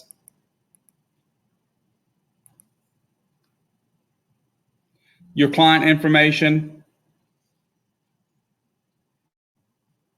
If the contacted person is your injured party, you can check that. If not, you can enter the injured party information also.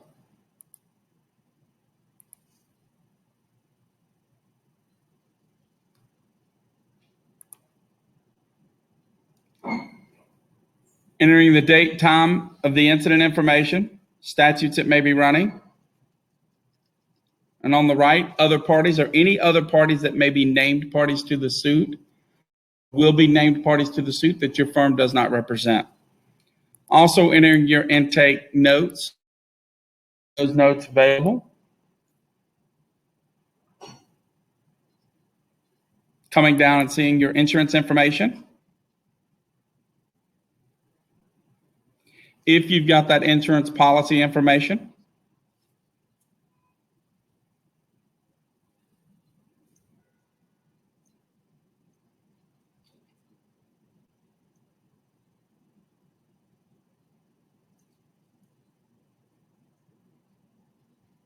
If it's a homeowner's or renter's policy,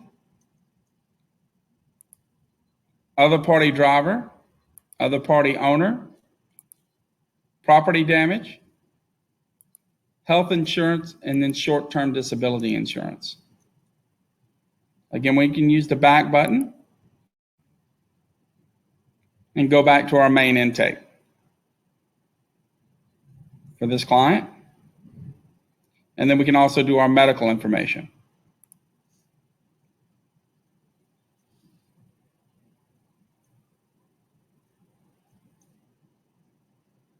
Any prior medical providers that this client may have seen, prior MVAs they may have had, prior workers' comp claims they may have had, any prior injuries this client may have had, any prior conditions that may have affected the body part that's injured now, and any subsequent injuries. Again, we get the back arrow.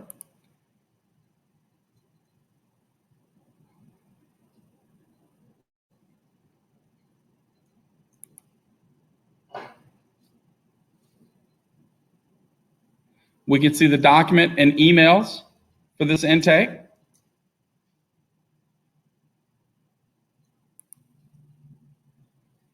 The docket for this intake.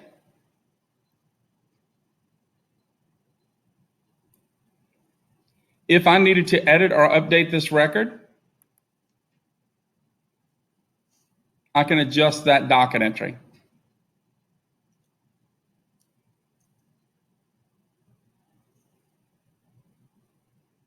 And then update.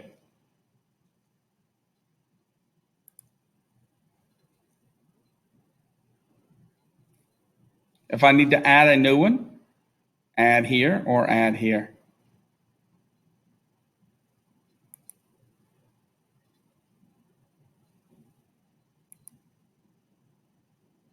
Contacts will show you all the contact that's in the intake.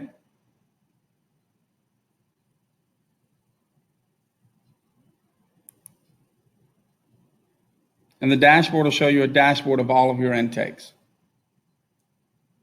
Again, with those dashboards, we can edit those or get those the way that you want them to see the certain information if there's on a dashboard that you want to see. Like this is just showing basic information. If you wanted to add more or take away from that, we can definitely build you a dashboard to show you that information.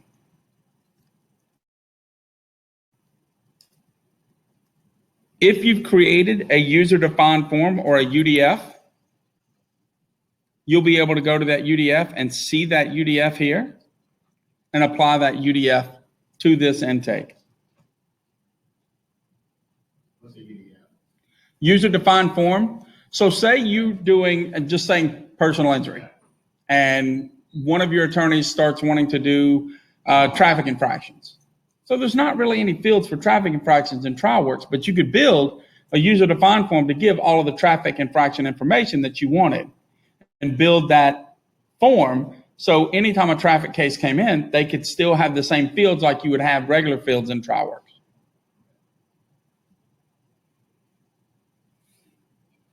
Just to be clear, this is what's going on in 11. This will take place in the intake wizard. This is the web intake. So you don't have to be in TrialWorks. You can be at home and doing an intake or on the road doing an intake. And that makes sense because when the app comes in, we don't have an intake. Yes, ma'am. Since you may be on the UDF, so like on our current system that we use, this may be it, like a car wreck comes in, my intake person knows to ask these questions. If it's a nursing home neglect case, they go to ask these questions. And they know that because when the intake comes in, it'll drop down and say, okay, nursing home. Right. That's exactly what it's used for. What we're trying to do as a UDF is to be able to give you fields that aren't available in the regular intake. So if you're asking specific information about a nursing home, we would create a nursing home UDF for you. So when they chose nursing home, that UDF would then appear and they could click on it and add any extra information that you may have wanted. It's just, I'm trying to think on the use case when you say it's web-based, because one of the things it's not, that I'd love to use it for is to integrate it into our website. And for the people that answer our phones after hours, that basically are taking potential cases, right? And I guess what I'm trying to figure out is, can we integrate this into a website where it's just a simple form that says name, issue, and then what happens is, we would trigger something in TrialWorks, or we would trigger it somewhere else where someone's notified that that's in there, but it's in TrialWorks. There is available right now in your current 10.9 version, where if your website could produce a file, which is an XML type file, you can have that file dropped somewhere on your server. We have a service that would check that and it would immediately make a case out of it. So that right now is available. This, in theory, you get a web developer to have a layer that's going to look at the SQL fields that are here, and I would think you're going to be able to do it because this is its own standalone. So for the service that you use, you could give them access to this, and then they would be able to complete an intake. Yeah. They would be able to complete it if they got that information on the phone. Yeah. Push it out to the end user that's on the website, that's filling it in themselves, and then the answering service that gets that phone call. I want it all in one place to look at it. So yeah, you can use it that way. That's great. Yeah, I think you're going to be able to do that. We have our answering service right now linked to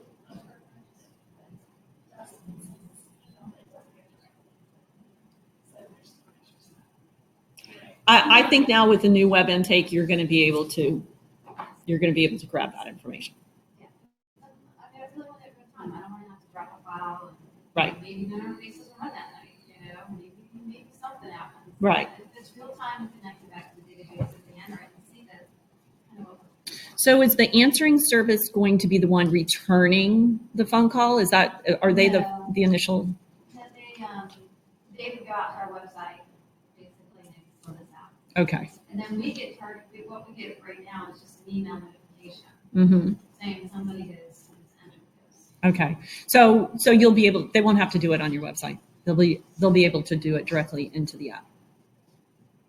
So it essentially then would be real time. So if they enter it, you get up at 7 o'clock in the morning, you could open your intake and see everything they did overnight, plus any other intakes that's in the intake.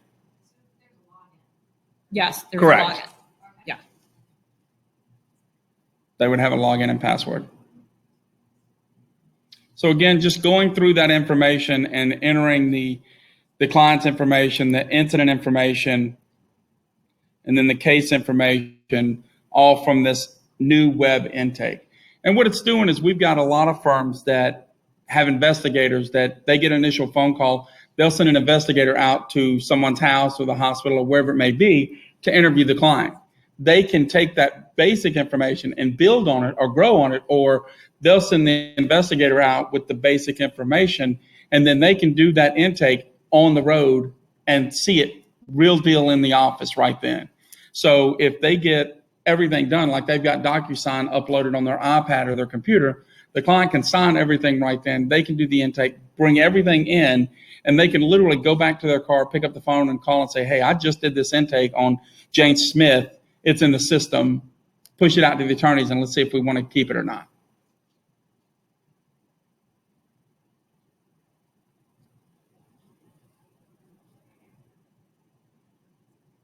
And again, this will be released with version 11.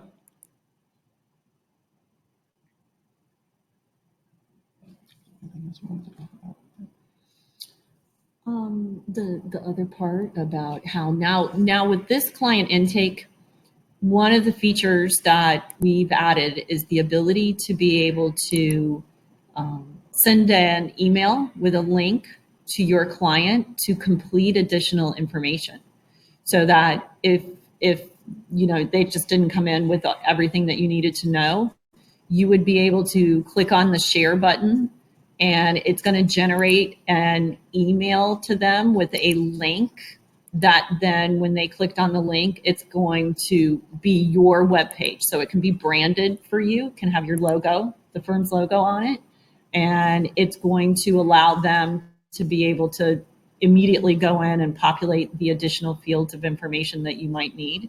So you can actually individually pick those fields, whatever you need that client to complete, and they'll be able to do that for you. Will it also have the text ability that y'all put into TrialWorks? Yes, it will also have the texting. In addition to, ultimately our goal is to be able to give that automation that you want to be able to have, so that you know the missing documents that you haven't gotten, just the kind of reminders, or at least a little bit of information for that client, it'll be able to do that type of connection with them.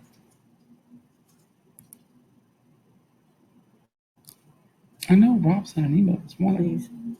Will you try to send it to demo 2? Yeah, no, he did. I can do it though. Let's see. Share.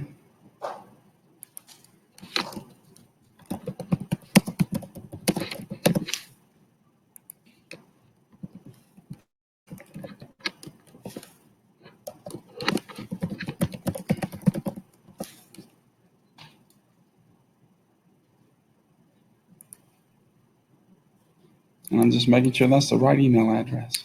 Demo 2? Mm-hmm. Yeah. It's just demo 2.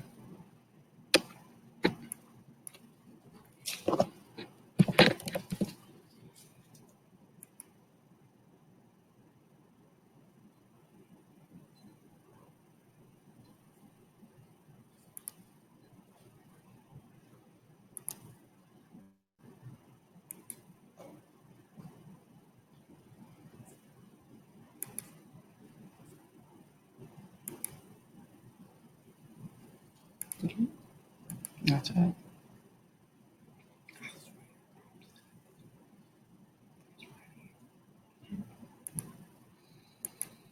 Well, as I say, sometimes you just got to believe us. And it's crazy because Rob sent it this morning and literally sent a link and it said, here it is, take it and update it.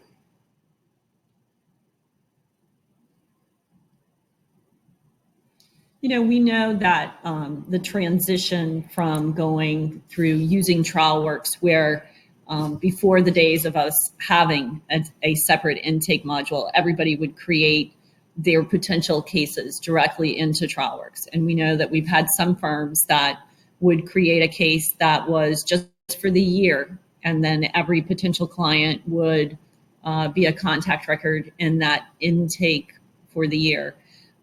We had so many people who had asked us to be able to create something that would be able to keep separate all of those contacts, but still give a way to be able to market to them and to really truly make sure that they came to you once, hopefully they would come to you again. And so that's really the reason why we developed the Intake Cases Manager. And for those of you that have been with us long enough, you saw that grow in itself.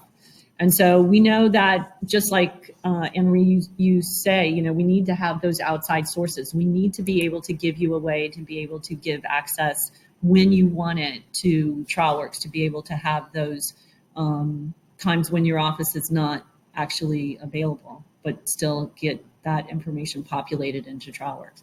So the web version was a way for us to be able to do that. It was us really truly a way for those of you who have investigators who would go out to potential clients on site, and as long as they have a cell service, you would be able to complete that. And so they're going to be able to do that too. So be able to have that access. Yep. I'm going off of having cell service. What happens if you lose cell service? Do we all the information you already entered, or does it later on? No, in the web version, in the web app, anything that you had entered is entered. So whatever field, you lost your connection on, you would then at least have that much populated. So when you came back to it, it would still be there. Yeah, that would certainly not be a good situation if you lost cell service for that. But it's still going to be available. And we tried to do the layout so that depending, thinking that you might possibly be on an iPad and want to be able to fill in that information, as crazy it might seem, you might actually also be on your phone. So just a very simple layout to be able to give you that and to make it a little bit easier to just gather some of that basic information and then possibly have somebody else follow up on it. So who's actually using the Intake Cases Manager now? So we got quite a few hands. So that's a good thing. It was always something for us that even our programmers, when we came with the original idea, they said, but it's just a mini TrialWorks.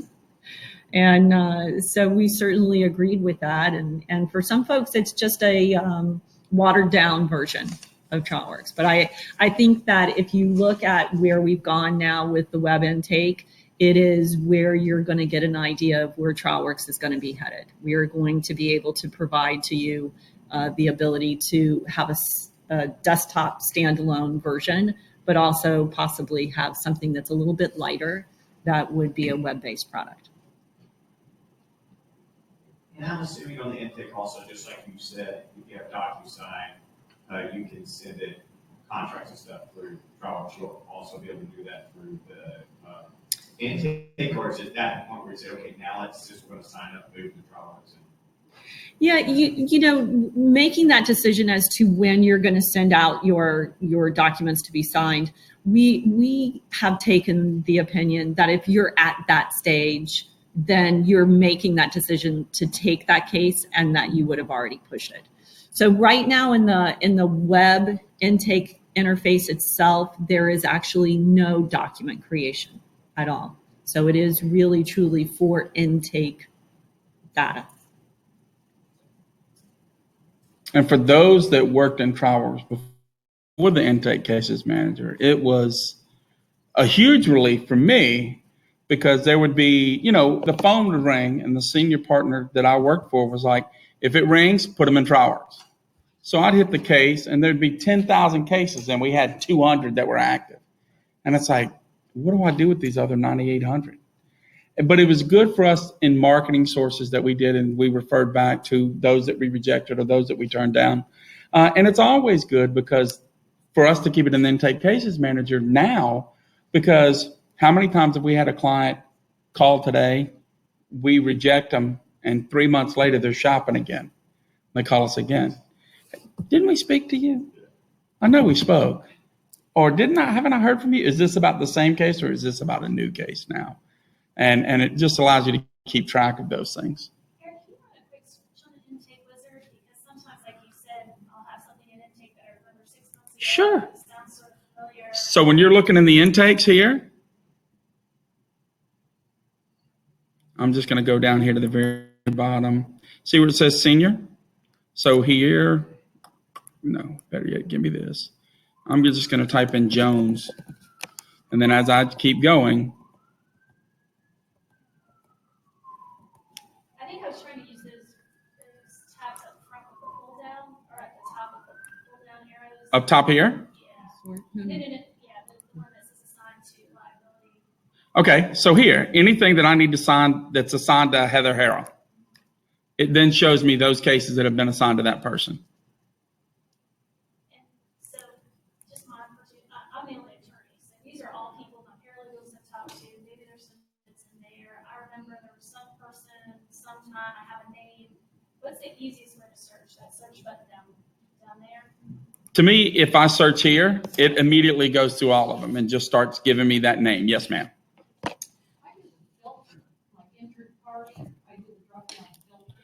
You can do that also. And then I just type in the last name.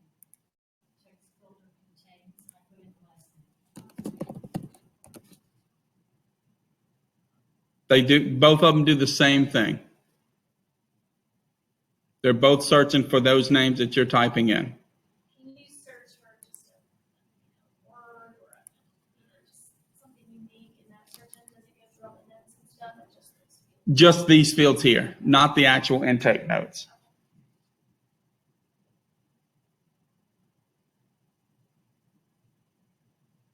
The new TW search is going to include, the new TW search will include notes. So if you actually use the search product, the thing about search, and we talked about it just a little bit earlier today, but the thing about TW search is we give you a shortcut up here. There's a field to actually type in a word, and then you click the search all cases. You notice that when that actually opens, that it is just a web page. And so that web page itself is always accessible. You don't, you could bookmark it. So it was just on your favorites bar in your web browser.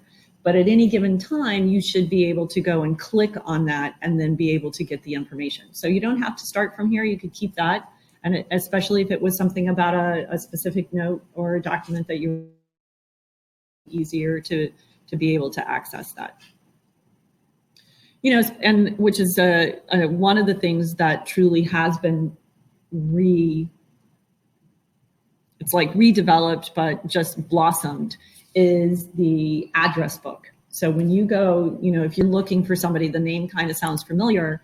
The address book now, if you put in any part of a name, it's going to find that for you. And then if you want to, look at what that contact record, if you open it up, if you actually click as if you were going to edit that contact, then you see at the top where it says cases and communications. So you get some additional information as to where that contact record could be. So that's also something else if you're specifically looking for a contact. So now we've made those changes to the address book. So this is one of those things that even this window, you notice that window opened and it was really pretty blank. So we've asked programming to at least give us a blank row so that we can see what the columns are, so that it will help everybody, be able to decide what kind of information that maybe you want to search in the address book. Yes, Yes, ma'am.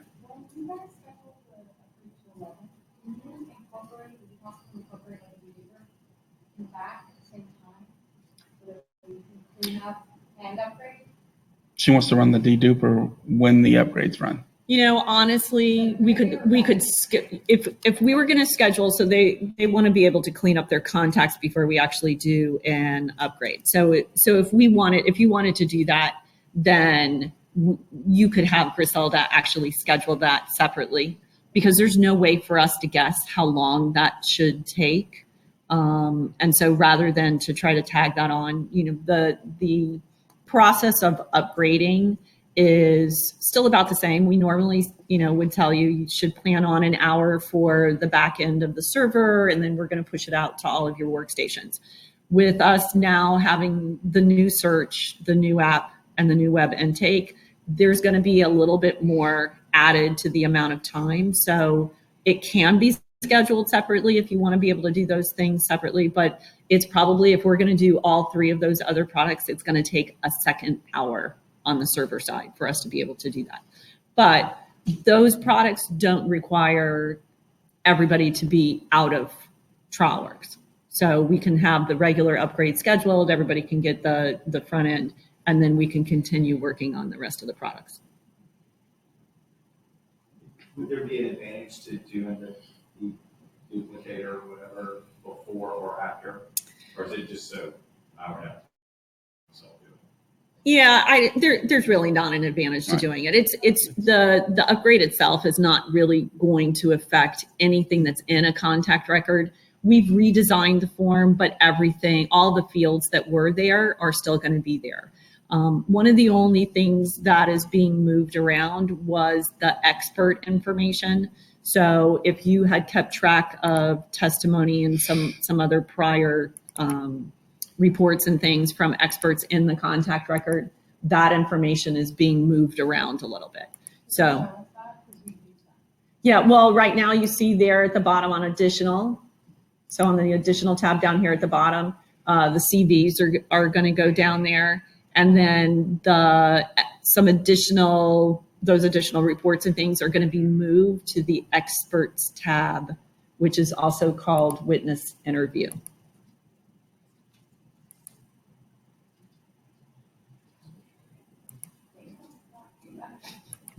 What? She wants to be able to keep everything all in the same place.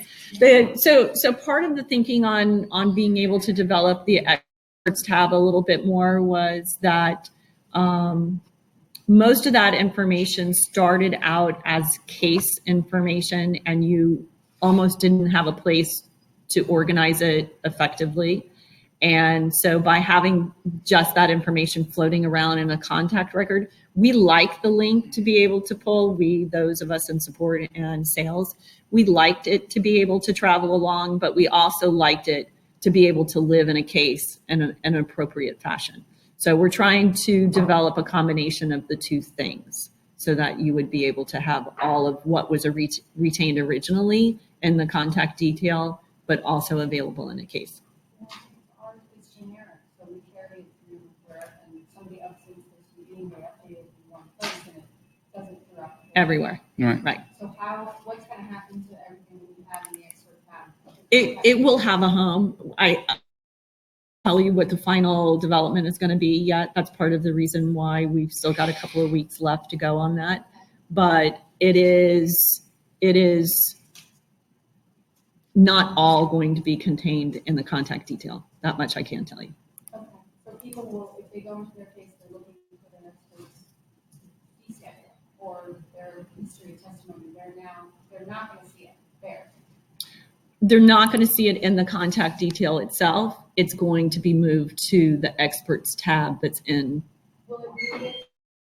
Is that the same? Yes.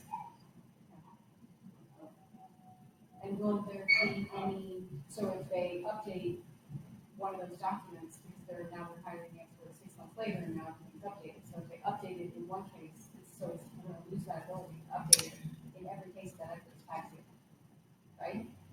It should. Okay. I don't have a final answer for that. Okay.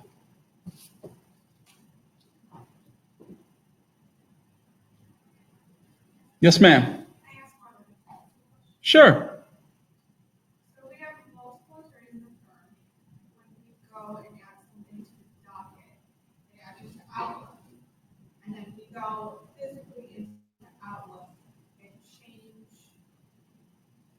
I suppose it labels it as who offered it, would change who offered it to the attorney general, whoever is going to be attending the meeting.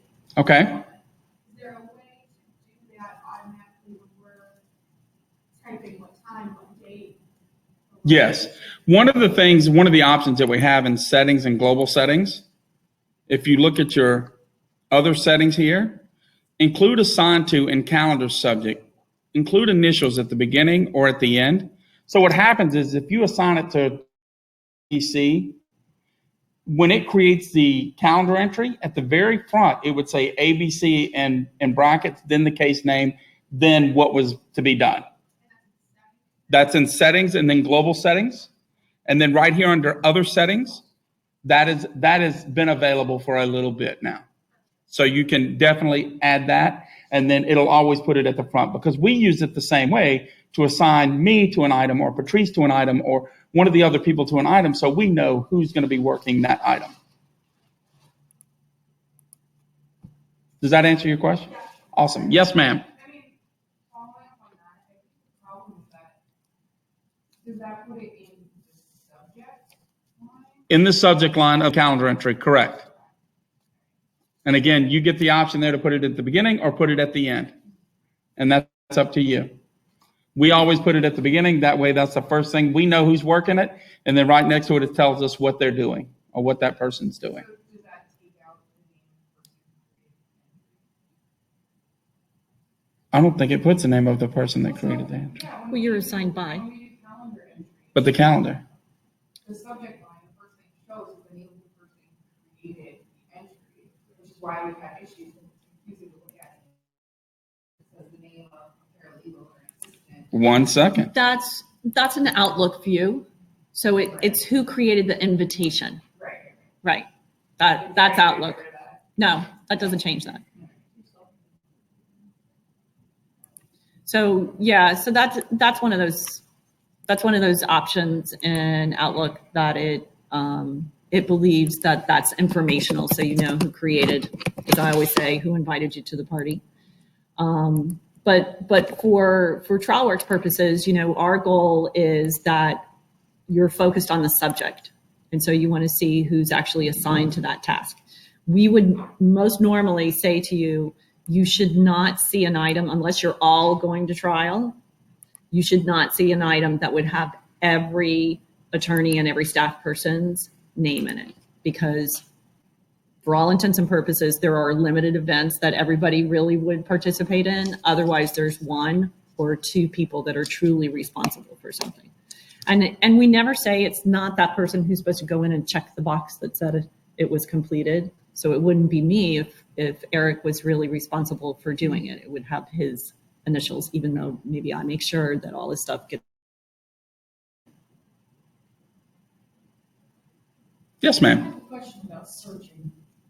We do personal injury and med now, so obviously I know pretty much where all the forms are that I typically would use for those, but they decided to do as a favor a divorce. So they said, find a decree of dissolution. What's the best way to search that somewhere in the remote past they did a decree that I Here under home, you could type that in the search bar and then search all cases, and it would bring up that full list of everywhere those words or that phrase was used in a document.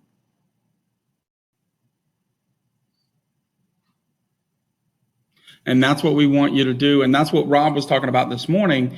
When you scan and you put an item into TrialWorks, before it used to take a little bit longer. And now he said he tagged an email and within 3 seconds, it had already OCR'd it, cataloged it, and made it available as a word search. That's exactly what it's doing. When you bring it in through FileIt, or once it lands in the case in the tab that it's associated with, the search then picks it up, OCRs it if it's a PDF, or catalogs it if it's a Word document, and makes it word searchable at that point. So then you can search anything and everything to see all the documents that are in TrialWorks. Raina? Any other questions at all?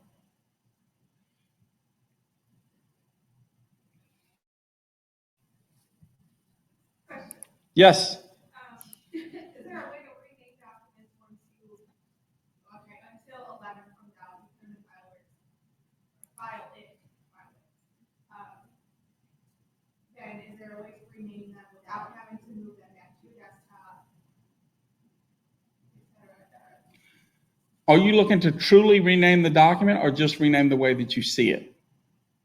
Because you can always open the detail window up, rename it here. I can also right-click on the link and rename the hyperlink. But if I was going to send that document out, it will always take its original document name as to what it originally was when it started. I think what she's saying, I try to do that too. Like I'm drafting it, I call it one thing, then I need to send it to somebody else, and it's too informal what I've called it. Yes. And so I change it. Yeah, I open it, resave it, refile it. So is there a way to just change the name versus change the description? I don't think so. Do you guys know about, with doing that, about versioning? Oh, I have versioning. It's just visually, I get confused. So I just like to have it on the top versus on the side. I got you. Well, the top is the latest, the most up to date. The one to the right, and what she's talking about is more links, is all the other versions that were created or have been created. And I think the reason I don't do it is I just see like that ... or that number versus the name of the document. Correct. Because there could be 50, 60, 70 documents out there, and that's what the quantity is. It'd be almost nice if I could see the latest version of the version name instead of just the number of versions. This is the latest version. This would be the latest version right here. So let's do that. Let's edit that document. Okay, I have to turn on versioning. That's all right. That's what we're here for. You're absolutely fine. So let me see. Let me restart.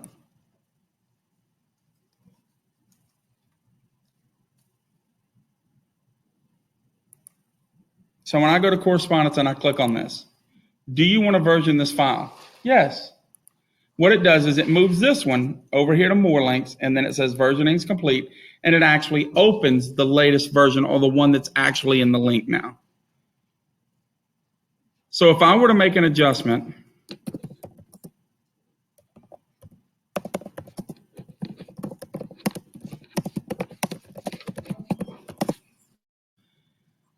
close, yes, I want to save it. So now when I update, I have the latest, and then right here, I've got the actual first version. So if I open this one, it is not going to have my paragraph typing. And in order to do that, you said you have to go to versioning first. Correct. So under settings, global settings, other settings, right here under versioning, MS Word versioning. So if I click on this again, it'll ask me, do I want to version that one? If I say no, then it's just going to open that latest version for me. If I say yes, I'll have 2 copies over there then.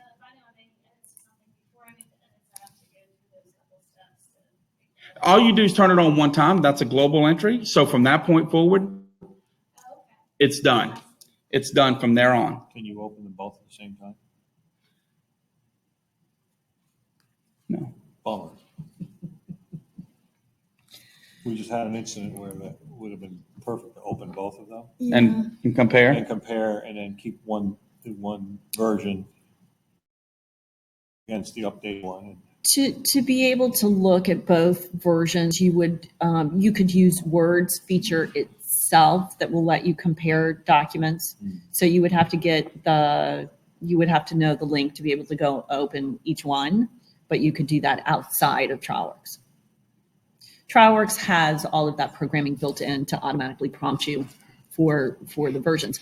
And just like going back to an older version, and you can have that one be made the main current version. So, but Word would allow you to compare the two. Yes, ma'am. But there's another way to do that if you wanted to send out with the updated subject line. If you're in your old, for example, your old letter, like attorneys did dictate and say, call this XYZ. And then halfway through, and so I titled it, I start my. Created it and- And then I say, no, let's call it ABC. Well, then I just do the save as in TrialWorks. Mm-hmm. Yeah, it'll save another copy of that document. Yes, ma'am. It's got the updated name, correct. It seems simpler to me. Yeah. And that's exactly why that option is there. And that's why it was created, for that exact thing also. Come on into the table. I know you've got a question, right? Yeah. It's been very informative. We were very happy to have Anne-Marie, you. Yes, I will be calling you next week. please. We love TrialWorks. I just need to know. It's great. I definitely can help you.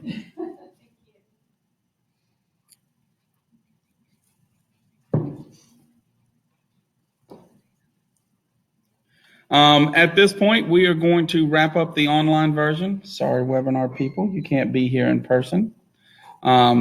It was great. Hopefully everybody learned something new and enjoy the new features that we are going to be rolling out in version 11 in TrialWorks. If you have any questions, concerns, comments, or complaints, please email Patrice at TrialWorks.com or me, Eric, ERIC, TrialWorks.com.